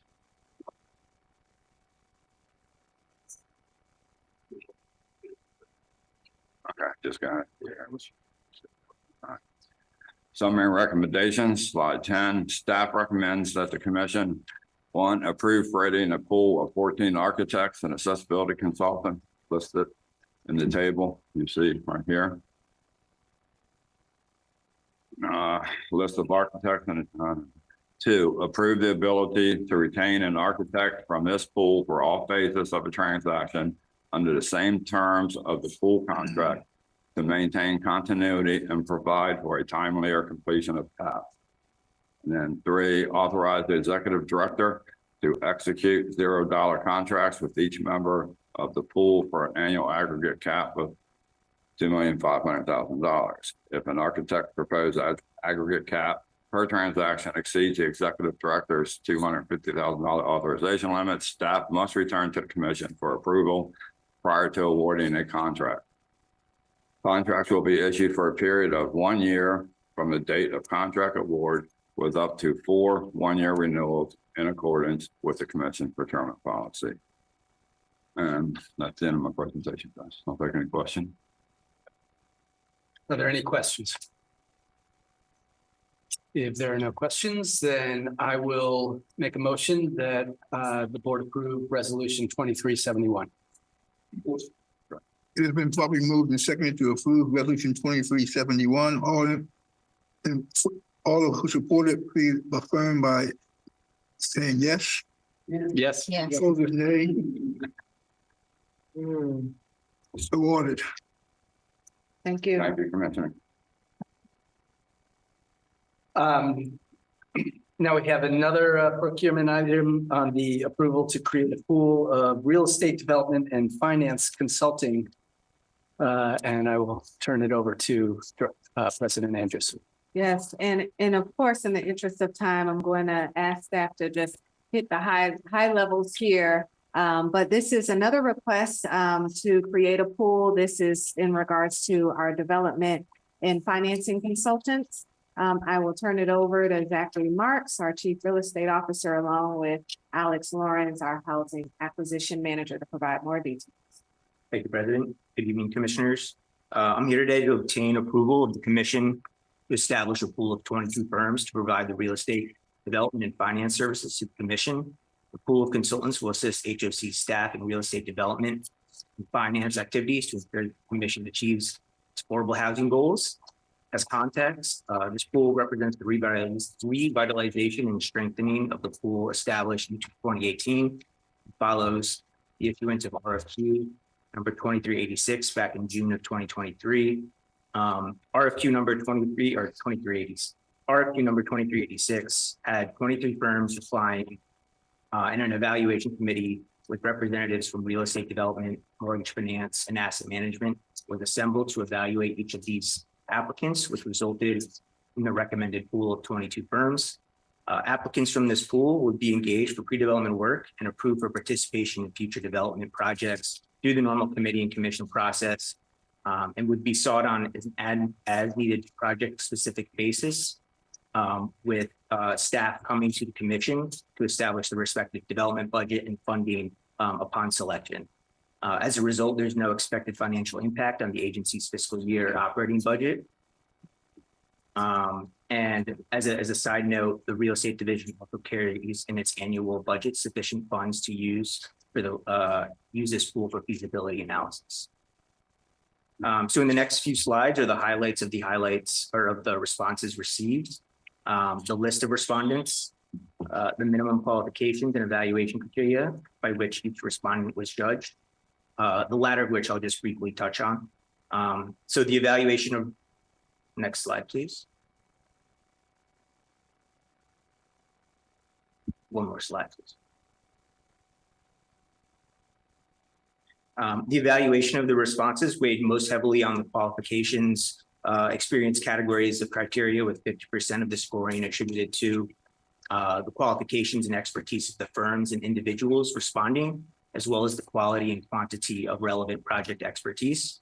The remaining criteria by which respondents were evaluated included minority, female, disabled participation, references, performance, and the location of their business. The next slide contains the recommended firms to be included in this pool. Next slide, please. In summary, HOC's real estate development pipeline produces several acquisition, renovation, and new construction transactions per year. This pool acts as an important complement to existing real estate development staff. Staff asks that the commission approve the formation of a pool of development and finance consultants consisting of 22 firms selected from RFQ number 2386. At this time, I'll take questions. One question I have is, so in the previous pool that we just discussed, there was a little bit of discussion about sort of the pool solicitation protocol and the selection process from proposals from the pool, which included referring to specialty categories, but also, participation by minority and female and persons with disability. I'm just curious, is there a similar selection process from this pool? Or is there any additional consideration given to MFD after the selection of pool members or in the final selection? So typically this pool has been, those things, all of those things would factor in. So typically what we've done in the past, this is one of the older pools that we have, but typically, because we're trying to match firms with very specific kinds of development deals that, you know, can range from small to big and all the other, you know, different ways this packet outlines, you know, we would bring forth really an argument for the selection that we're recommending that would include all those sorts of those ideas. And so we, in general, also know that, you know, the commission has targets and goals around MFD participation. Real estate's often the division producing a lot of that, the attainment of that goal. And we do that by really making sure that every time we have an opportunity to promote MFD firms that we do so. But really, these are almost like, it's almost a two-step RFP around a specific project. And so when we bring forward a developer, it's, you know, out of this pool, it's going to have all those different reasons for selection. Okay, yeah, and so it's not, the selection from the pool is not just on price at that point, it's. Right, Yeah. right, absolutely. Yeah, definitely fit. Okay. Are there any additional questions? If not, then I will make a motion that the board approve resolution 2372. It's been fully moved and seconded to approve resolution 2372. All in favor, signify by saying aye. Aye. Opposed, nay. So ordered. Thank you. Our next agenda item has to do with our some renovation of our scattered site properties and the approval to select and execute a contract with Community Investment and Remodelers as the general contractor. We'll turn it over to President Andrews. Yes, thank you. Commissioners, this is an item related to how we could quickly deploy the capital resources that we receive from the county to improve and or maintain our scattered site properties at the highest caliber possible. And so the work reflected in this RFP is for both internal and external improvements of a number of our scattered sites. I am going to, of course, encourage the team to be brief here because we do have a pretty lengthy presentation or a number of presentations, as well as our meeting with HOCP this afternoon. But of course, we'll turn it over to the real estate team to provide this overview. Good evening once again. Here to approval to select and execute a contract with Community Investments and Remodelers as general contractor for various scatter site properties pursuant to IFE invitation for bid 2424. Slide 3, please. You're good. The 10 units included, selected for this solicitation have not had significant updates or ongoing renovations since acquisition. In accordance with HOC's current procurement policy, on September 13, invitation for bid 2424 was issued for scatter site unit renovations at HOC properties within Montgomery County, Maryland, with responses due October 13.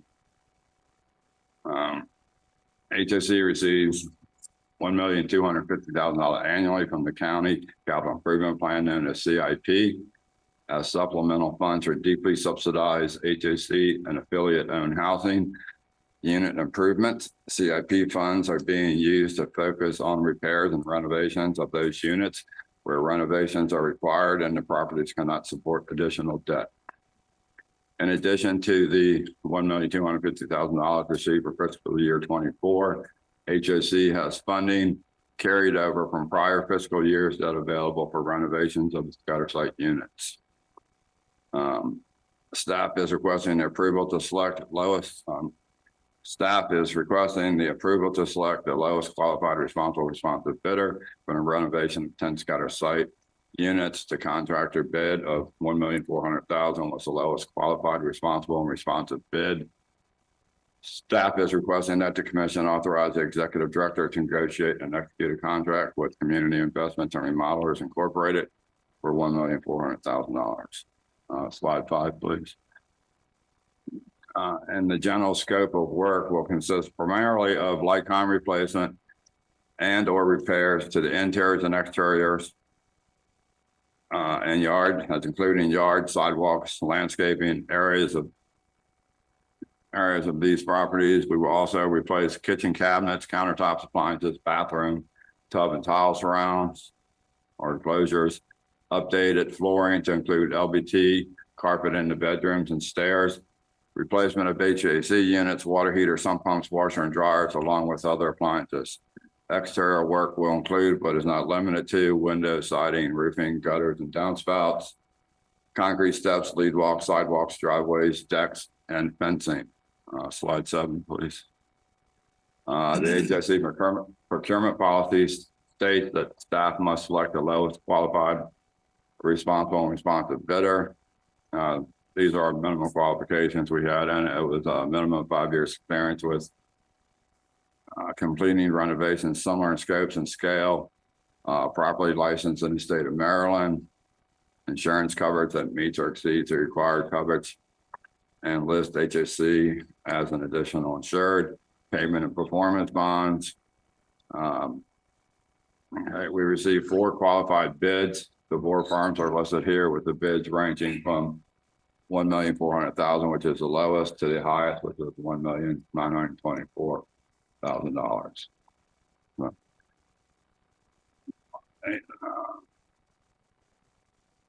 Staff proposes the selection of community investment and remodelers to award contract for renovation of the 10 scatter site units. Community investment remodeler Inc. submitted to lowest bid and is a certified minority female disabled contractor. Okay. That's all I have, sir. Question? Are there any questions? Then I will. One question I had.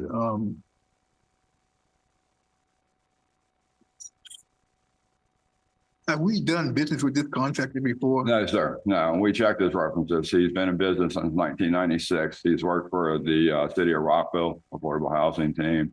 He's worked in Prince George's County, and he's done work with the county, but never has worked with HOC. Have we done work with any of the other 3 additional bidders? Have we? No, but I know several that, oh yes, Nastos Construction is currently renovating Willow Manor apartments to 3 separate properties. Colossal is related to Duffy's companies, and I don't know the other firms. So, okay, thank you. Yeah, you're welcome. I will make a motion that the board approve resolution 2373. So moved. Probably moved and second to approve resolution 2373. All in favor, signify by saying aye. Aye. Opposers, nay. So ordered. Thank you. Thank you, Commissioner. Our next item has to do with the approval to fund a deferred development fee on the Metro Point property to Bozzuto out of our Opportunity Housing Reserve Fund. President Andrews. Yes, thank you, Mr. Committee Chair. The board may recall that last month we came before you in regards to acquiring our interest in Metro Point. This is another step that we'd like to take so that we can position this parcel and property for reevaluation and next steps. I'm going to turn it over to Zachary Marks, our Chief Real Estate Officer, to provide an overview of this request and presentation. Thank you, President Andrews. As President Andrews mentioned, last commission meeting, the commission approved acquiring the partnership interest, which is typically what happens at the end of the 15-year investment period related to LIHTC, low cost tax credit, either renovation or construction. So as the commission has seen at the end of that period, we take back the limited partnership interest as a means of taking full ownership back of the property so that we can then move forward with, what's next, whether it's recapitalization or renovation, so forth. And so this particular property was was a new construction low housing. This particular property was a new construction low income housing tax credit transaction. And at the time, the commission entered into a development agreement with Bozito as their development services provider. In entering into that agreement, there was a commitment in that agreement to pay $1.5 million development fee. It was to be paid in two parts. Half of that fee was paid at the delivery of the building, and the second half was effectively deferred to be paid through cash flow from the property. As you know from the history of this property, it was delivered during the global financial crisis, and so it really never provided cash flow to pay that development fee. And in order to close out this particular engagement, again with the idea of fully unencumbering Metro Point, so that we can then come forward with a new plan for the building for reinvestment, recapitalization, we're asking for your support, your approval of paying the second $750,000 to Bozito, satisfying the development services agreement, and closing out that engagement for Metro Point. So we can go to the recommendations slide.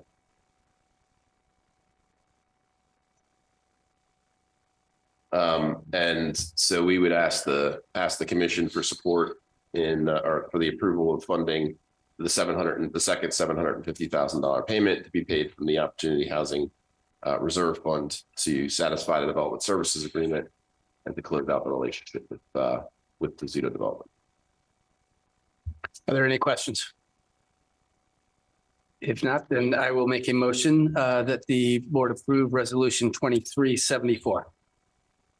I'll second. Properly moved and second to approve resolution 2374. All in favor signify by saying aye. Aye. Aye. Opposers, nay. So ordered. Thank you. The next agenda item is one of our more complex items of discussion. On the Hillendale Gateway financing plan, feasibility and public purpose. I will just say that the Development and Finance Committee had a lot of discussion about this and does support the recommendation. Thank you, commissioners. This item comes before you. I guess I'm trying to make sure we're live. Can I please confirm everybody is live? I'm noticing, that's what I just noticed as well. Okay, well, I put it to the attention. Commissioner Nelson is awake and engaged. And I just wanted to make sure that IT is. They've been switching on and off all evening. There we go. All right. I was paying attention there. Good. Okay, so we're really excited, of course, to continue to take steps forward on Hillendale. This is a complex transaction that you'll hear today, but we are very close to the finish line. I do want to just highlight, we have always talked about the environmental components of this property being something we're proud about, but also it truly is going to revitalize an area that has been sleepy and needing resources for quite some time. And so in addition to all of the remarkable environmental features, we're pleased to really revitalize Eastern Montgomery County here in the Hillendale area. There also is some great traction here. We recently learned that WRG, the retail company, has acquired parcels around our parcel and we'll be moving forward with retail there too. So this is a great investment and a great step forward for the community. I am going to turn it over to our mortgage finance team. I will say that while my hope was that this would be the final decision point for the board, it appears as though we will need to come back in Q1 related to the bond authorizing resolution, because that is when we'll get closer to the closing time frame for this transaction. I will now turn it over to our mortgage finance team led by Monty Stanford and Victoria Dixon, who has led us through this project. Thank you. Good evening. Good evening, Commissioners. For the record, my name is Victoria Dixon, Senior Multifamily Underwriter in Mortgage Finance. Here to request approval of the financing plans for the Hillendale Gateway transaction with additional applicable actions. Moving to page 160 or slide 3, the proposed Hillendale Gateway development on 4.35 acres in Silver Spring will be a mixed-use, mixed-income, multi-generational community with leading sustainability and resilient features for the Mid-Atlantic region. The subject finance plan addresses construction and permanent financing of the age and restricted building, later referred to as AR, of 155 units. And there is the non-age restricted building, NAR for short, which comprises 308 units, inclusive of a light tech piece of 93 units and a market or unrestricted piece of 215 units with garage and about 1,300 square feet of retail. On the next page is a summary of the financings for both buildings during construction, which are structured using loans from private banks, Citibank, and Wells Fargo, with HOC as conduit lender. However, the private banks will also require HOC to provide a guarantee, including 25% repayment during construction.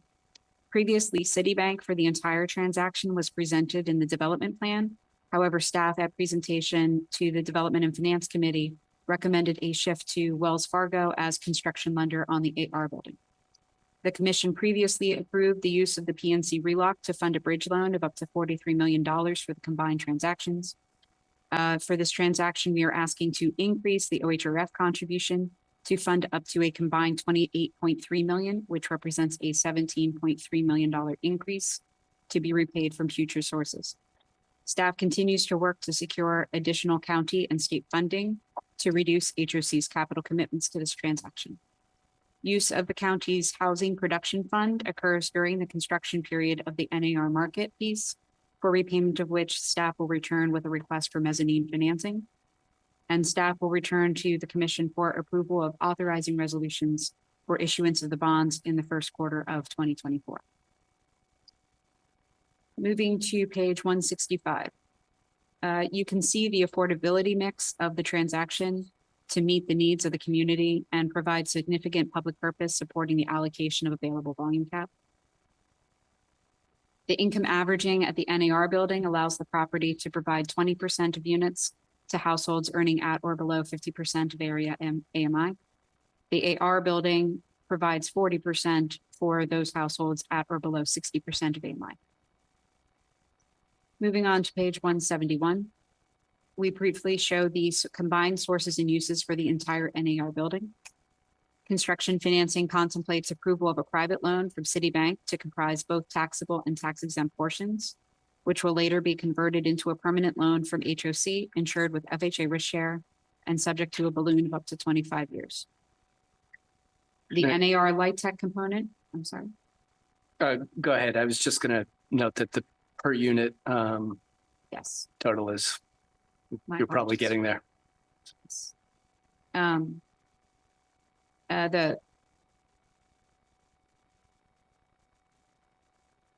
The NAR light tech component projected to require tax exempt financing of approximately 26 million to meet the 50% test and qualify for the 4% tax credits. The taxable portion of up to 30 million is associated with the NAR light tech condominium to match with the amount of tax exempt fixed rate long-term bonds, which will be issued at closing under the 1996 indenture, and which proceeds will be used as cash collateral for the bonds until converted to repay the construction loan at conversion into the permanent mortgage. This is similar to the structure and use of other transactions of the commission. In addition, the other tax exempt portion of up to 120 million will represent the short-term and long-term governmental indebtedness achievable on the market side of the NAR building. The I am, yes. Okay. The transaction contemplates execution of interest rate hedges to manage variable rate risk of the associated construction, bridge, and permanent loans. Staff will return to the commission with a request for the mezzanine financing to repay a portion of the Citibank construction loan. Are there any questions on the NAR building at this time?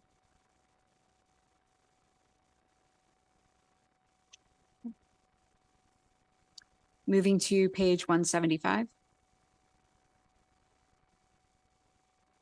We are looking at a representation of the sources and uses for the AR building, which is projected to require approximately $43.5 million of tax exempt financing to meet the 50% test and qualify for 4% tax credits. The financing contemplates backing from a private taxable construction loan from Wells Fargo, which will be later converted into a tax exempt permanent loan from Citibank, with a balloon of up to 25 years and HOC as conduit for both.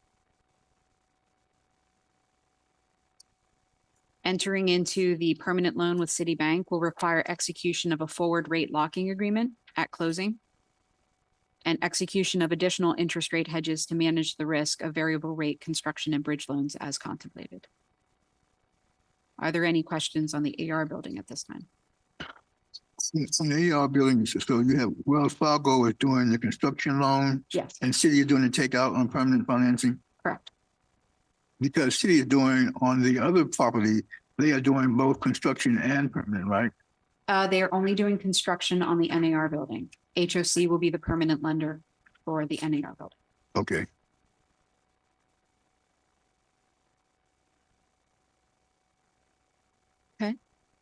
Moving on. So moving to the next page, 176, is an overview of HOC's available volume cap. To meet the needs for the Hillendale transaction, HOC made a request for CDA to provide additional volume cap and has received $30 million to date, with approximately 2.4 million pending. As closing of Hillendale is now expected to occur in early 2024, HOC has requested and CDA has agreed to increase and extend the special allocation to 2024 as well. Moving to page 179. Closing of the subject transaction in fiscal year 2024 is expected to result in a decrease of approximately $766,000 to the commission's fiscal income from reduced commitment and development fees. The request of funds from the OHRF represents a $17.3 million increase from funds to date towards the transaction, with the expected return of proceeds from multiple properties during the fiscal year 2024 to provide sufficient unobligated funds for the request. Staff continues to work again towards securing additional funding sources to reduce HOC's equity contribution to the transaction. When fully drawn, the bridge loan will obligate $43 million of the commission's general obligation borrowing capacity. However, draws are not expected to commence until 2026, approximately 24 months from closing. As of September 30th, the unobligated balance was $11.3 million, with repayment from multiple properties during the fiscal year to provide sufficient capacity for the request. If there are no questions, moving to pages 180 and 181. In summary of the requests of the for approval, staff recommends with support of the Development and Finance Committee to approve the following as noted for these buildings respectively.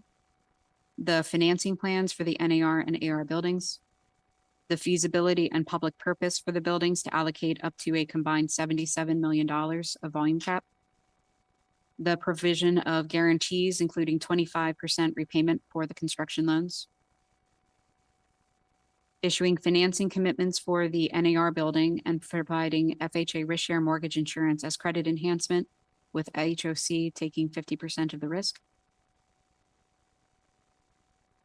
entering into construction loans with Citibank and Wells Fargo, for HOC to act as conduit lenders with the private lenders,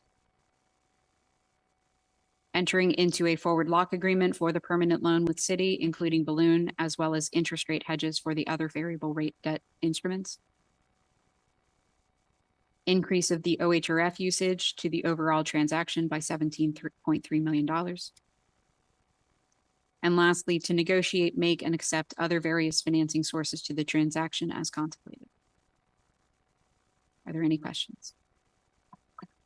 I do want to note, I guess, between the time of the committee meeting and this meeting, I did notice that the projected interest rates are significantly higher. And so it seems like we have, you're proposing lower supported debt, so there's a higher equity contribution. Correct. Is there additional impact of that? I mean, that does certainly highlights the importance of us finding additional sources of equity beyond the OHRF. So it will shift the costs in the sources and uses a little bit for the debt service, the interest impact to the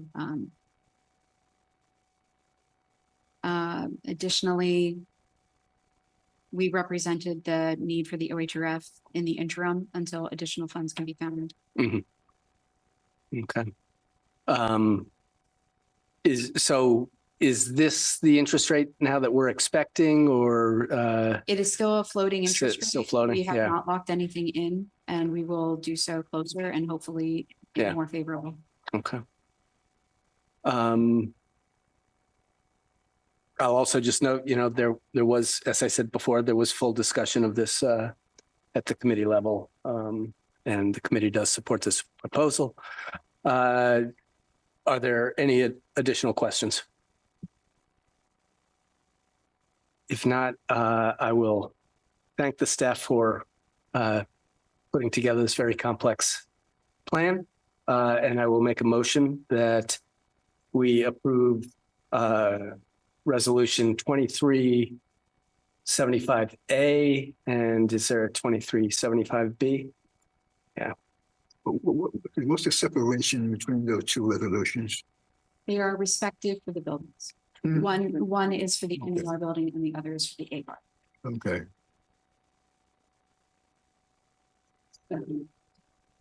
It has been properly moved and seconded to approve resolutions 2375A and 2375B. Any questions? All in favor signify by saying aye. Aye. Opposers, nay. So ordered. Thank you. Thank you, team. I hope this is the last time we will see this before we see the requirements for bond financing. We're gonna need more than fingers. You bring this one back up here.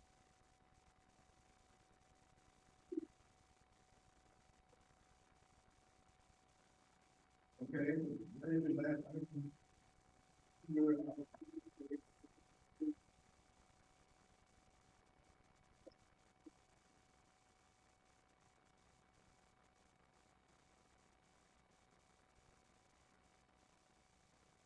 Thank you. Thank you, Mr. Chair.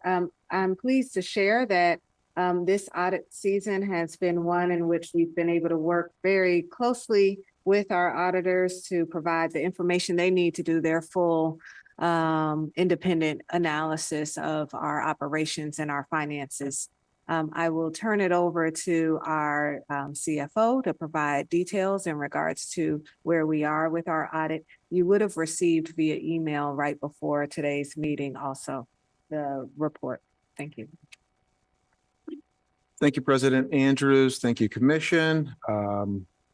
We are finally wrapped with the annual consolidated financial report, as well as the single audit, as President Andrews just said.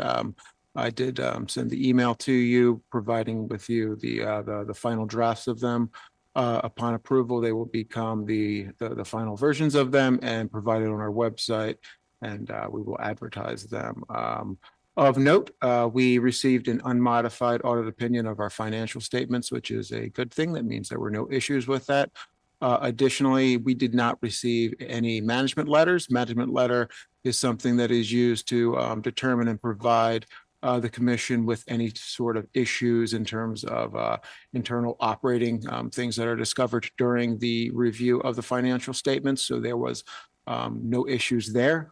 And of course, the commission is aware that during this single audit, 3 programs were tested, including the Housing Choice Voucher Program, as well as the Housing Finance Agency's Risk Sharing Program.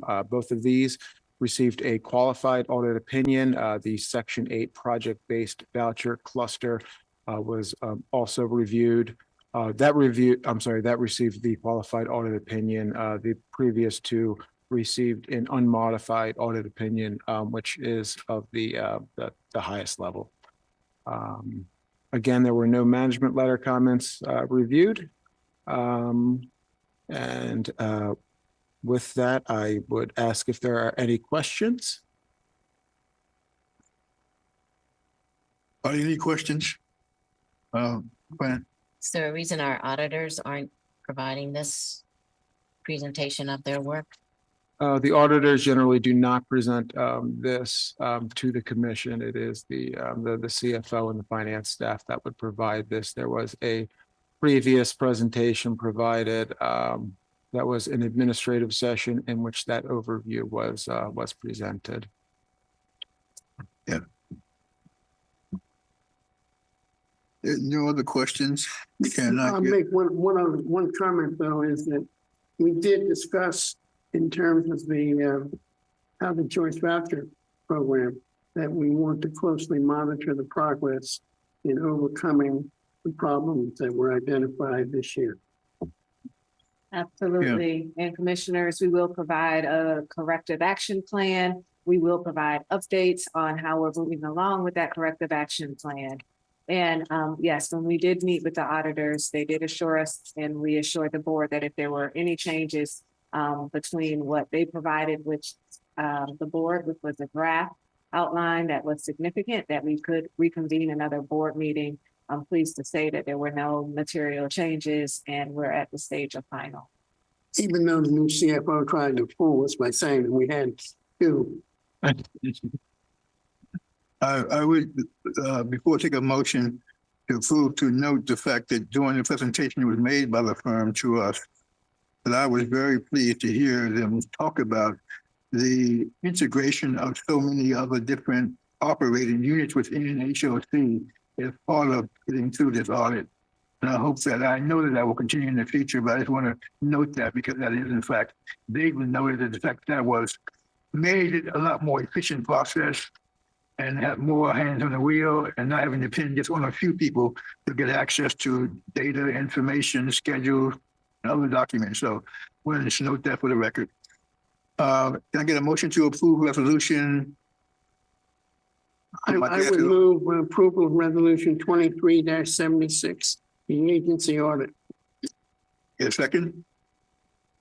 Second. Probably moving and second to approve resolution 2376. All those in favor signify by saying aye. Aye. Opposers nay. So ordered. Thank you very much for a good audit process and outcome. We will now, can I get a motion to recess the meeting in order to convene the Development Corporation meetings? So moved. Second. Probably moved and second. All in favor signify by saying aye. Aye. Opposers nay. So ordered.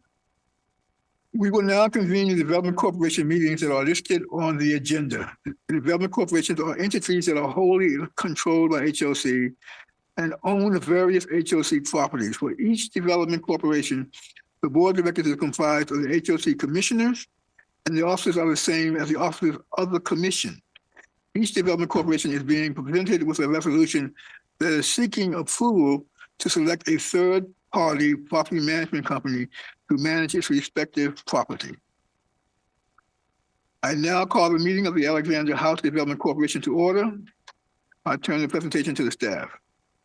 Thank you, commissioners. As we move through these presentations, as requested by BFNA, we did include a chart that reflects if there are any shifts or changes in regards to the current vendor and the awarded vendor. And we will move through them as swiftly as possible, but also make ourselves available to answer questions, of course.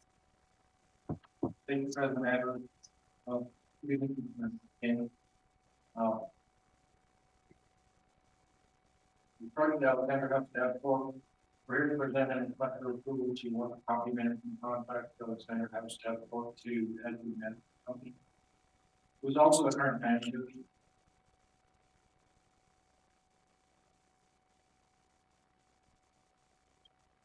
Edward Management Company, the president management per month.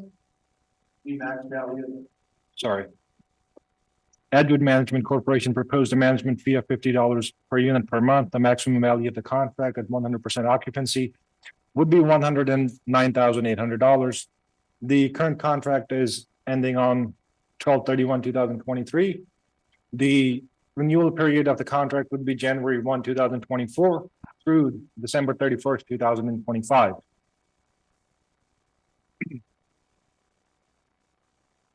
Staff requests that the Board of Directors of the Alexander House Dev Corp. Approve the property management contract with Edgewood Management for Alexander House Dev Corp. Through December 31st, 2025. Thank you. Is there a motion to approve resolution 23-003 So moved. Is there a second? I second. All in favor, signify by saying aye. Aye. Opposed, nay. So ordered. With no further business to come before the corporation, this meeting is adjourned. I will now call the meeting of the Brookside Glen Development Corporation to order. I turn to the presentation to the staff. Thank you. We're here to request your approval to award the property management contract for Brookside Glen to Residential One. The current management agent is Edgewood Management Company. So this would lead in the change of management agent from Edgewood Management to Residential One for Brookside Glen. The current contract is set to expire on December 31, 2023. The length of the new contract will be January 1, 2024 through December 31, 2025.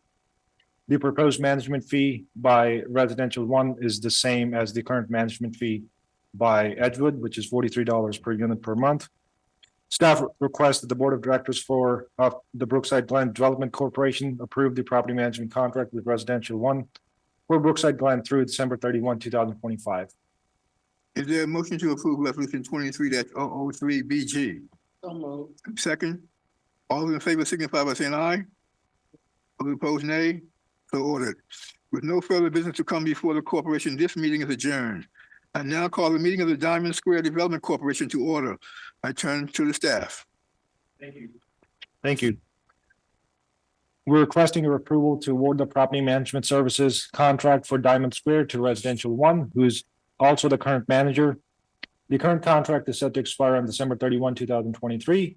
The contract renewal period would be January 1, 2024 through December 31, 2025. The budget impact of the management fee will be $23,079 or a 30% increase in the management fees. However, it is important to note that the only other bidder was Edgewood Management, and their proposal for management fees was $50 per unit per month, which and the Residential One proposal is $57.51 per month. Staff requests that the Board of Directors of Diamond Square Development Corporation approve the property management contract with Residential One through December 31, 2025. Thank you. Is there a motion to approve resolution 23-003 DF? Is there a second? Second. All in favor signify by saying aye. Aye. Opposed, nay. With no further business to come before the corporation, this meeting is adjourned. I now call the meeting of the Glenmont Westerly Development Corporation to order. I turn to the staff for presentation. Thank you. We are requesting your approval to award the property management contract for Glenmont Westerly Development Corp. to Residential One, who's also the current contract. The current management agent is Edgewood Management Company, so this would result in a change of management agent from Edgewood Management to Residential One. The current contract is set to expire on December 31, 2023. The contract renewal period would be January 1, 2024 to December 31, 2025. This will result in a change in management fees of $18,984 or 37% increase in management fees. However, The only other proposal was from Edgewood Management, which was $50 per unit per month compared to residential one, which is $57.51 per month, per unit per month. Staff requests that the Board of Directors of the Glenmont Crossing Development Corporation approve the property management contract with residential one through December 31, 2025. Thank you. Is there a motion to approve resolution 23 003 GW? Second, I second. all in favor signify by saying aye. Aye. Opposed, nay.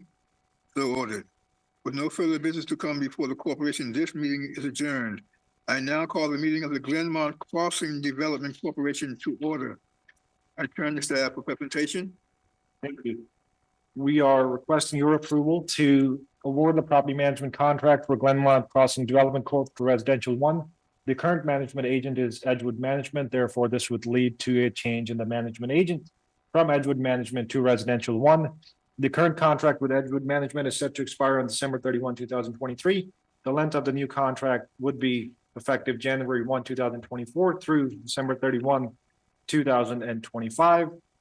This would result in a change in management, an increase in management fees of $18,054 or 37% based on 100% occupancy.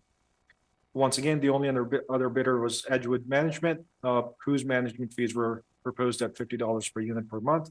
Staff recommends that the Board of Directors of the Glenmont Crossing Development Corporation approve the property management contract with residential one for Brookside, for Glenmont Crossing through December 31, 2025. Thank you. Is there a motion to approve resolution 23 003 GC? There's second? Second. All in favor signify by saying aye. Aye. Opposed, nay. So ordered. With no further business to come before the corporation, this meeting is adjourned. I now call the meeting of the Magruder Discovery Development Corporation to order. I turn to the staff for presentation. Thank you. We are here to request your approval to award the property management contract for Magruder's Discovery Development Corp. to Edgewood Management Company, who's also the current management agent. The current contract is set to expire on December 31, 2023. The length of the new contract would be from January 1, 2024 through December 31, 2025. There is a significant increase in the management fees as the prior contract was contract assisted. However, moving forward, we have asked Edgewood, in this case, to manage this property as full management. Staff recommends that the Board of Directors of the Magruder's Discovery Development Corporation approve the property management contract with Edgewood Management Company for Magruder's Discovery through December 31, 2025. Thank you. Is there a motion to approve resolution 23 002 MD?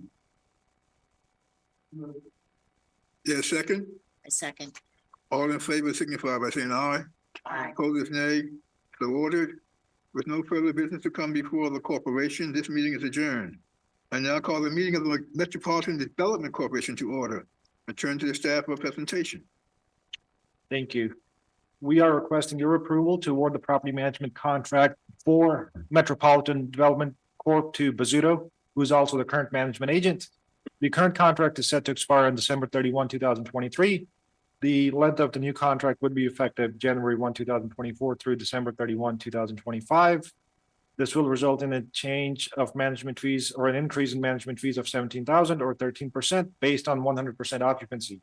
Staff requests that the Board of Directors of the Metropolitan Development Corporation approve the property management contract with Bazzuto Management Company for Metropolitan through December 31, 2025. Thank you.